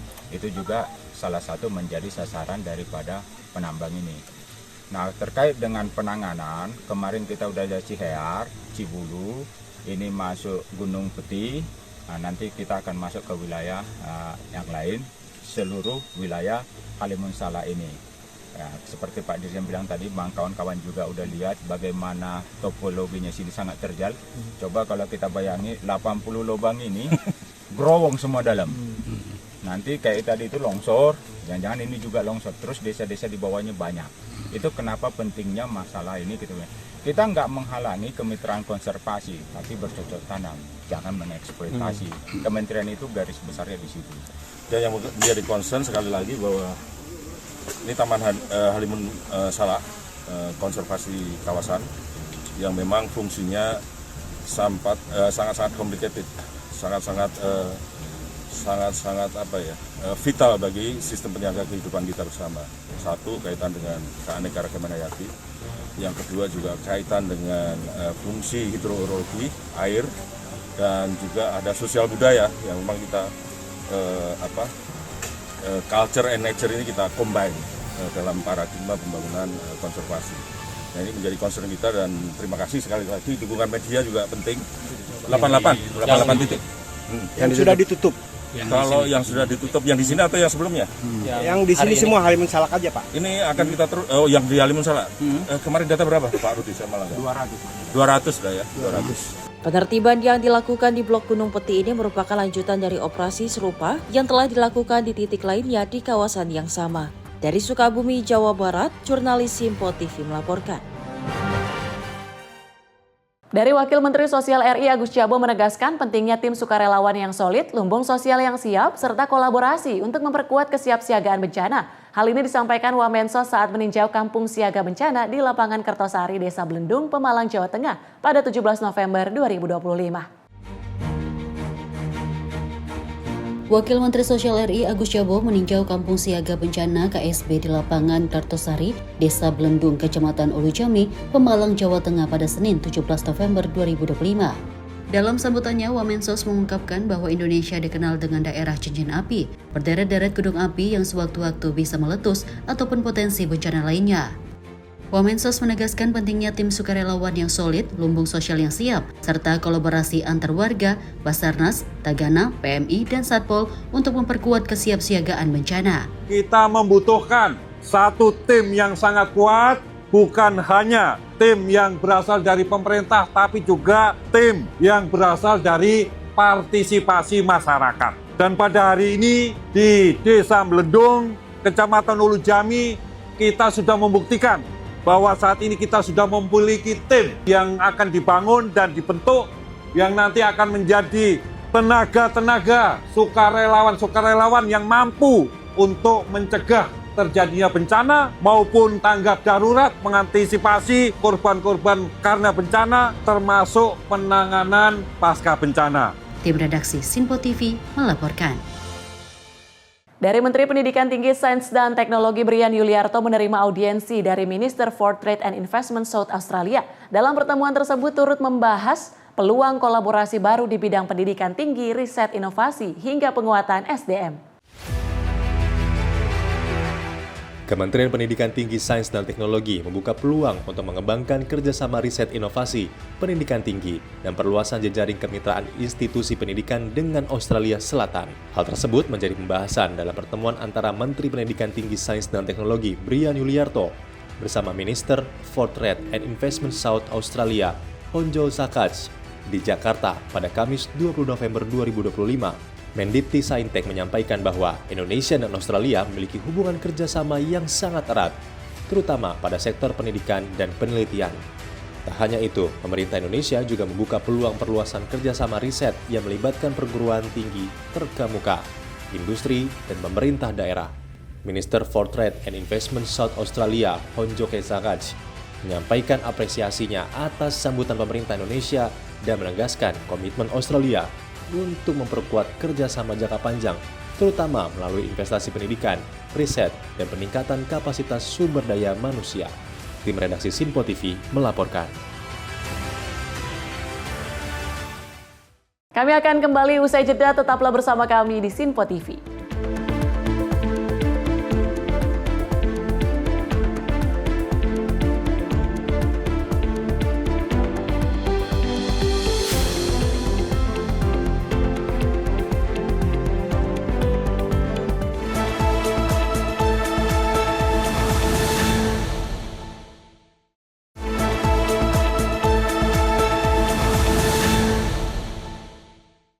Terima kasih pemirsa, Anda masih bersama kami di Sinpo TV dan informasi kami lanjutkan.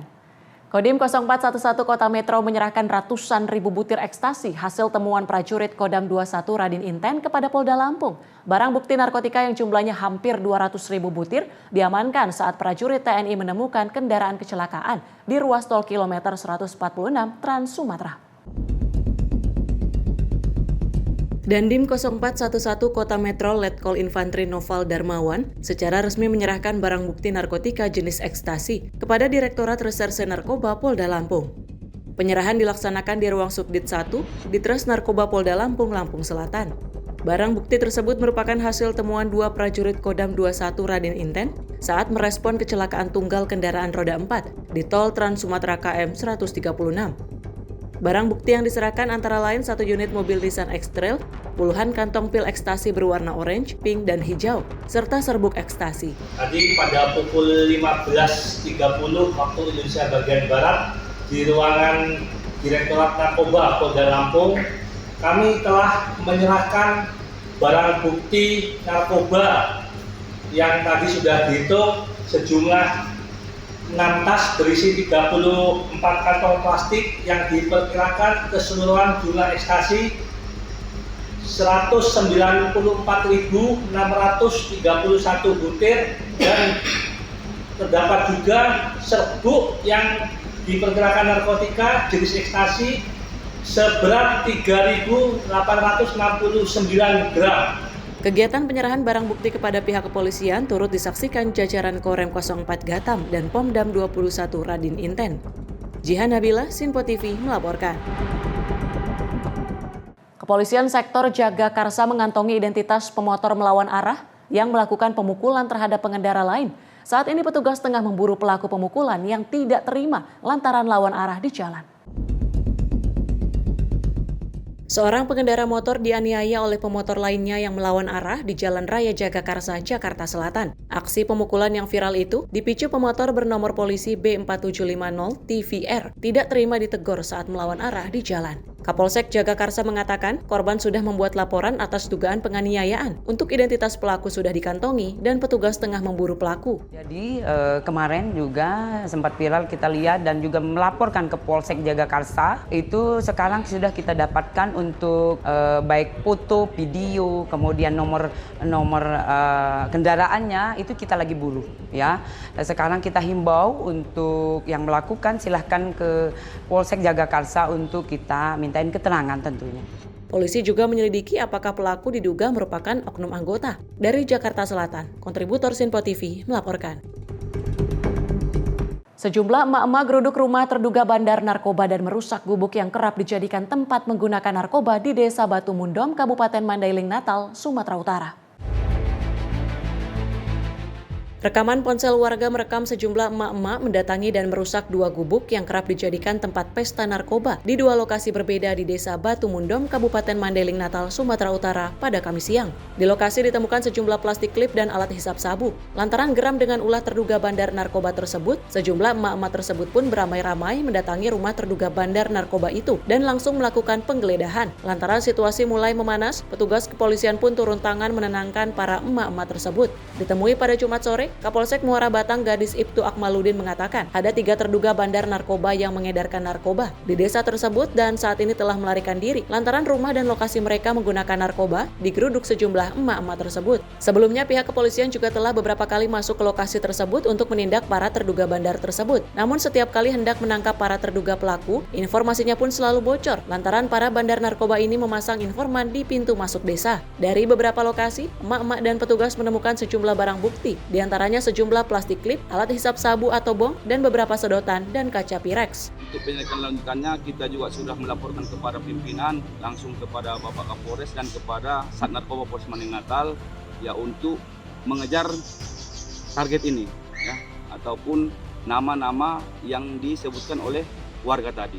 Ya, kita sudah mengantongi dan saat ini setelah aksi semalam mereka sudah meninggalkan desa. Ada 3 orang yang diduga yang mengedarkan narkoba di situ ya, jaringan ini sudah tidak ada yang di desa. Dan setelah kita geledah dari semalam sampai saat ini kita tetap melakukan pantauan baik dengan masyarakat dan perangkat desa di Desa Batu Mundom itu. Dan apabila memang ada terpandang mata 3 orang yang diduga mengedarkan narkoba di Desa Batu Mundom, kita akan turun dan akan punya langkah untuk penindakan dengan Sat Narkoba dan Polsek Muara Batang. Saat ini pihak kepolisian masih memburu 3 orang terduga bandar narkoba tersebut untuk ditindak dan diproses sesuai hukum yang berlaku. Tim kontributor Sinpo TV melaporkan. 6 orang ditetapkan sebagai tersangka kasus akses ilegal sistem Bank DKI oleh Dittipid Siber Bareskrim Polri. Para tersangka diduga berperan sebagai penampung hasil pembobolan rekening.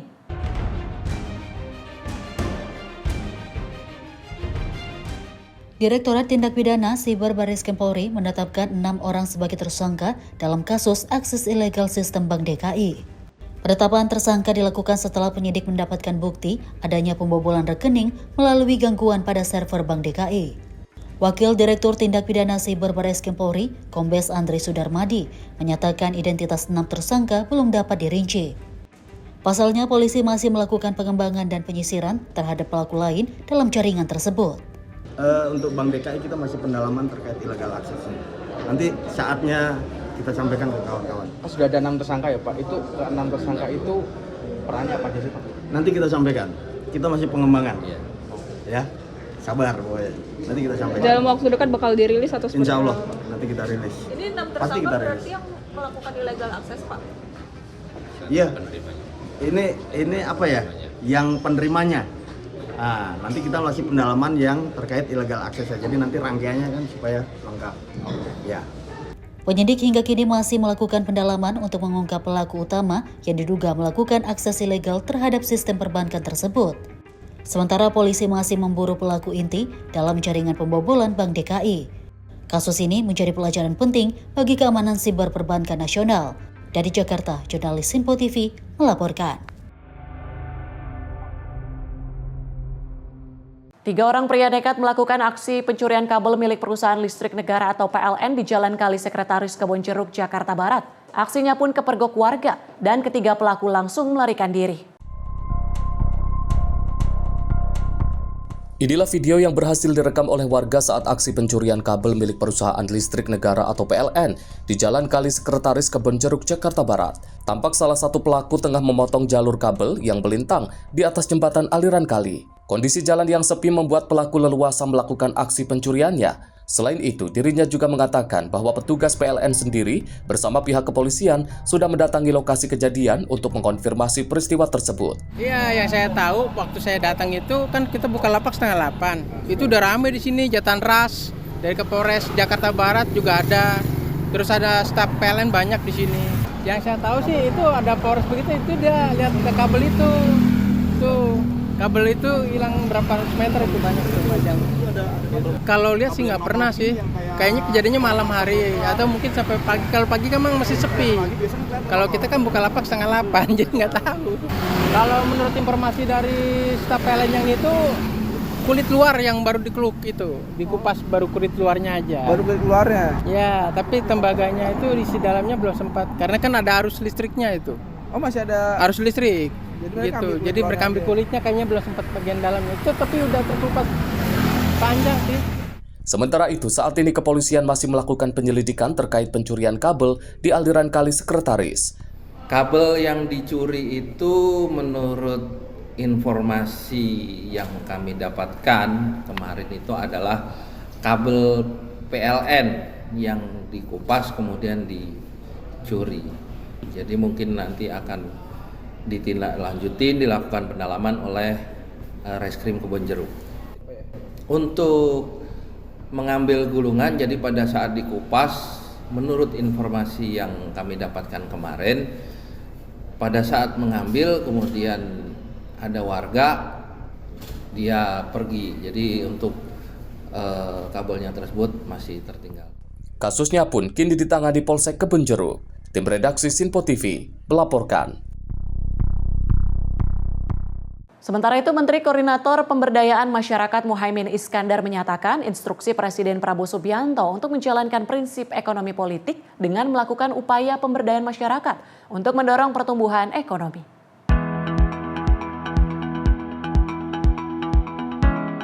Menko Muhaimin Iskandar mengatakan, melalui pemberdayaan masyarakat, ekonomi tak hanya didorong untuk lebih cepat, melainkan juga dapat dirasakan oleh seluruh masyarakat. Ia juga menyatakan upaya pemberdayaan masyarakat yang dilakukan Kemenko PM merupakan sebuah upaya untuk menjalankan ekonomi konstitusi sesuai arahan Presiden Prabowo. Terlebih menurutnya, Presiden Prabowo bertekad bahwa setiap kebijakan ekonomi dan politik harus dirasakan oleh seluruh masyarakat sesuai prinsip ekonomi konstitusi dari pasal 33 dan 34 Undang-Undang Dasar 1945.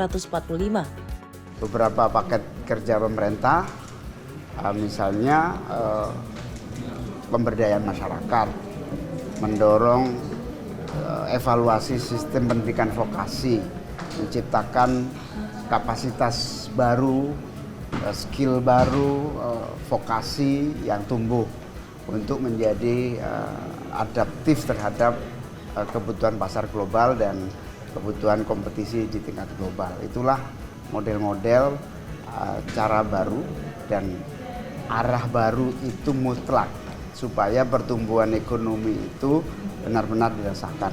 Dan itu perintah, permintaan, dan instruksi Presiden di berbagai forum kepada seluruh anggota kabinetnya. Nah sekarang tergantung kami para menteri harus peka dan mengimplementasikan. Nah salah satu yang paling menarik adalah agar visi ekonomi yang dibangun oleh pemerintah adalah visi ekonomi pemberdayaan. Dari Jakarta, Sri Dewi Andayani, Mutia Agiani, Sinpo TV melaporkan.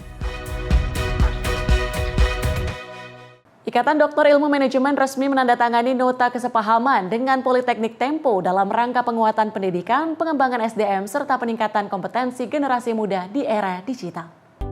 Ikatan Dokter Ilmu Manajemen resmi menandatangani nota kesepahaman dengan Politeknik Tempo dalam rangka penguatan pendidikan, pengembangan SDM, serta peningkatan kompetensi generasi muda di era digital. Ketua Umum IKADIM Jazuli Juwaini menegaskan bahwa kerjasama ini harus berlanjut lebih implementatif untuk pengembangan kualitas dosen dan mahasiswa Politeknik Tempo. Dirinya juga menekankan pentingnya Gen Z sebagai dominan angkatan produktif Indonesia di masa depan untuk terus mengasah soft skill dan hard skills terkini. Hari ini alhamdulillah bersyukur kepada Allah Subhanahu wa taala, antara IKADIM dan Politeknik Tempo membangun kerjasama dan membuat penandatanganan MOU untuk berkolaborasi dalam meningkatkan kualitas sumber daya manusia umumnya di Republik Indonesia dan juga membekali skill-skill bagi para mahasiswi karena IKADIM ini anggotanya ada 3.000 dokter yang tersebar di berbagai macam lembaga, baik pemerintah maupun swasta. Tentu mereka bukan saja memiliki teori, tetapi juga memiliki pengalaman yang implementatif. Dan ini kalau nanti kita tularkan kepada para anak didik, mahasiswa-mahasiswi kita, sehingga begitu selesai mahasiswi-mahasiswi kita itu sudah siap melaksanakan tugas dan fungsinya, khususnya dalam ilmu manajemen dan juga dalam peningkatan kualitas sumber daya manusia. Penandatanganan MOU ini menjadi langkah awal kolaborasi strategis dengan kontribusi bagi kemajuan pendidikan dan kualitas SDM Indonesia. Dari Jakarta, jurnalis Info TV melaporkan. Pemerintah Kota Bandung mengajak pihak swasta kelola pengolahan sampah di pasar induk yang menghasilkan volume sampah tinggi. Dengan asistensi ke pihak swasta diharapkan sampah bisa selesai di lokasi tanpa harus dibuang ke tempat pembuangan akhir. Wali Kota Bandung Muhammad Farhan mengajak pihak swasta untuk bisa berkolaborasi dan mengelola sampah di pasar induk yang berada di Kota Bandung. Saat ini, pengelolaan sampah di pasar masih menjadi pekerjaan yang harus diselesaikan dikarenakan jumlah volume sampah yang dihasilkan cukup tinggi, sehingga memakan waktu saat pembuangan menuju tempat pembuangan akhir. Mengantisipasi penumpukan sampah tersebut, pemerintah Kota Bandung akan mengupayakan agar pihak swasta bisa mengelola sampah, khususnya di Pasar Induk Caringin. Kami akan bantu Pasar Caringin yang dikelola oleh perusahaan swasta untuk membangunkan, membantu mengelola dan membangun fasilitas. Bukan kita, jadi gini, kalimatnya bisa salah ya. Membantu mereka untuk asistensi lah. Pemerintah kota akan asistensi supaya si swasta itu bisa ngebangun gitu. Berarti gede banget tuh. Apa? Gede banget si sampah yang dicari. Nggak boleh. Jadi pengelolaannya harus habis di Caringin. Maka si pemilik swastanya kita dorong terus untuk bisa membangun fasilitas. Nah, karena kita udah sama-sama nih, ini tanggung jawab bersama, tidak hanya tanggung jawab Pasar Caringin, dan juga tanggung jawab pemerintah kota. Jadi ini bagian dari upaya sama-sama menyelesaikan masalah Pasar Caringin. Menurutnya, dengan adanya pihak swasta dalam pengelolaan sampah pasar induk, sampah di kawasan tersebut tidak lagi dibuangkan ke TPA, melainkan beres di kawasan pasar tersebut. Dari Bandung, Jawa Barat, jurnalis Info TV melaporkan. Menteri Investasi dan Hilirisasi Kepala BKPM Rosan Ruslani menyampaikan bahwa Presiden Prabowo Subianto menerima kunjungan delegasi Sistema Group di Istana Merdeka Jakarta. Pertemuan tersebut membahas kerjasama di bidang kesehatan, industri kapal listrik, perhotelan, dan pendidikan. Menteri Investasi dan Hilirisasi Kepala BKPM Rosan Ruslani menyampaikan bahwa Presiden Prabowo Subianto menerima kunjungan delegasi Sistema Group di Istana Merdeka Jakarta pada Kamis 20 November 2025. Pertemuan ini menjadi kelanjutan dialog sebelumnya antara pemerintah Indonesia dan Sistema di St. Petersburg pada pertengahan 2025. Pertemuan tersebut juga dihadiri Duta Besar Rusia untuk Indonesia. Rosan menjelaskan bahwa fokus utama pembahasan adalah kerjasama di bidang kesehatan. Sistema yang mengelola lebih dari 160 rumah sakit di Rusia dan merupakan produsen obat-obatan terbesar di negara tersebut telah memulai komunikasi awal dengan Bio Farma dan Kimia Farma di Bandung. Selain itu, perusahaan ini juga tertarik mengembangkan industri kapal listrik penumpang berkapasitas 100 hingga 200 orang, serta memanajemen hotel-hotel potensial di Indonesia. Ini bertemu dengan didampingi oleh Dubes Rusia dengan grup dari nama grupnya Sestama, yang dimana sebetulnya ini kita pernah bertemu di St. Petersburg. CEO dan owner dari Sestama adalah salah satu perusahaan terbesar, konglomerasi terbesar di Rusia. Kemudian ownernya juga datang tadi, CEO-nya datang dan grup direkturnya juga datang semua, melanjuti pertemuan yang di St. Petersburg pada bulan Juni Juli ya kurang lebih, dan setelah itu kita bertemu untuk memfollow up beberapa kerjasama yang dimana yang pertama adalah di bidang kesehatan, healthcare, dan sebenarnya ini sudah dilakukan pertemuan dari grup Sestama karena mereka adalah selain pengelola rumah sakit terbesar di Rusia, mereka memiliki rumah sakit juga sampai 160, kemudian mereka juga perusahaan paten dan obat terbesar di Rusia juga, jadi sudah bertemu dengan untuk potensi kerjasama dengan Bio Farma dan Kimia Farma itu sudah bertemu di Bandung. Sekarang akan tindak lanjut seterusnya, dan itu yang pertama. Mereka juga akan sudah berbicara juga untuk karena mereka salah satu perusahaan galangan kapal terbesar juga untuk membangun kapal listrik penumpang kurang lebih untuk 200 orang, 100 orang untuk antar pulau. Itu mereka juga pembicaraannya sudah mulai berjalan juga, dan rencananya mereka juga akan membuat manufacturingnya di sini. Kemudian mereka juga menanyakan kami, dan makanya nanti saya follow up pada meeting jam 7 malam nanti. Kebetulan mereka juga salah satu pemilik hotel terbanyak di Rusia. Mereka mau kerjasama untuk perhotelan untuk bisa memanage hotel yang ada, potensi hotel yang ada di Indonesia. Itu juga yang dibicarakan. Kemudian juga kerjasama di bidang di bidang pendidikan bahasa Rusia juga nanti akan mengirim dari mereka untuk melatih bahasa Rusia yang ada di universitas yang memang ada bahasa Rusianya, itu kerjasamanya di bidang pendidikan. Jadi dan masih ada hal lain yang nanti kita akan tindak lanjuti, dan ini juga merupakan kerjasama yang sangat baik, terutama di bidang kesehatan. Di bidang obat-obatan, harapannya itu bisa menekan harga obat-obatan di Indonesia memang relatif masih tinggi dibandingkan dengan negara-negara lainnya. Jadi itu juga yang tadi dibicarakan. Pak, ini satu perusahaan ke semuanya itu, Pak? Satu perusahaan ini, Pak? Ya, terutama betul ini satu perusahaan, ini satu grup, tapi memang tadi kan lebih ke ini sih obat-obatan ya, ke healthcare dan juga yaitu kepada galangan kapal yang berbasis listrik.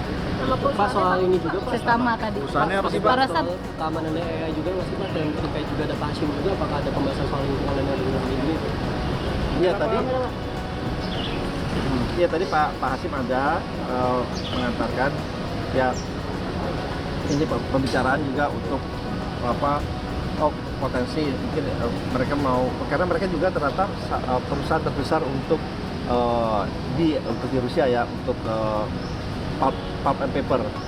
Itu juga mereka mungkin salah satu yang ingin bekerjasama dengan perusahaan Indonesia. Nanti kita hanya fasilitasi saja oleh Indonesia. Terusan kalau berkaitan sama investasi begitu, apakah ada nilainya? Nilainya belum, tapi memang kita lihat sudah mengiris perizinan juga, misalnya di BPOM dan yang lain-lain, mereka juga sudah berjalan. Iya juga. Jadi karena ini masih kalau saya bilang early stage, jadi kita kan belum bisa ngasih angkanya berapanya, tapi selatan ini sih berjalan karena intensinya juga sangat baik. Rosan menegaskan bahwa kerjasama ini masih berada pada tahap penjajakan awal. Prioritas saat ini adalah mempercepat proses perizinan dan tindak lanjut teknis, termasuk koordinasi dengan Badan Pengawas Obat dan Makanan atau BPOM. Sistema juga membuka peluang untuk mengirim tenaga pengajar bahasa Rusia ke universitas-universitas di Indonesia sebagai bagian dari kerjasama pendidikan. Tim redaksi Sinpo TV melaporkan. Dan pemirsa, informasi tadi sekaligus menutup jumpa kita di pagi hari ini. Saya Tiara Dianti mewakili seluruh kerabat kerja yang bertugas pamit undur diri. Terima kasih dan sampai jumpa.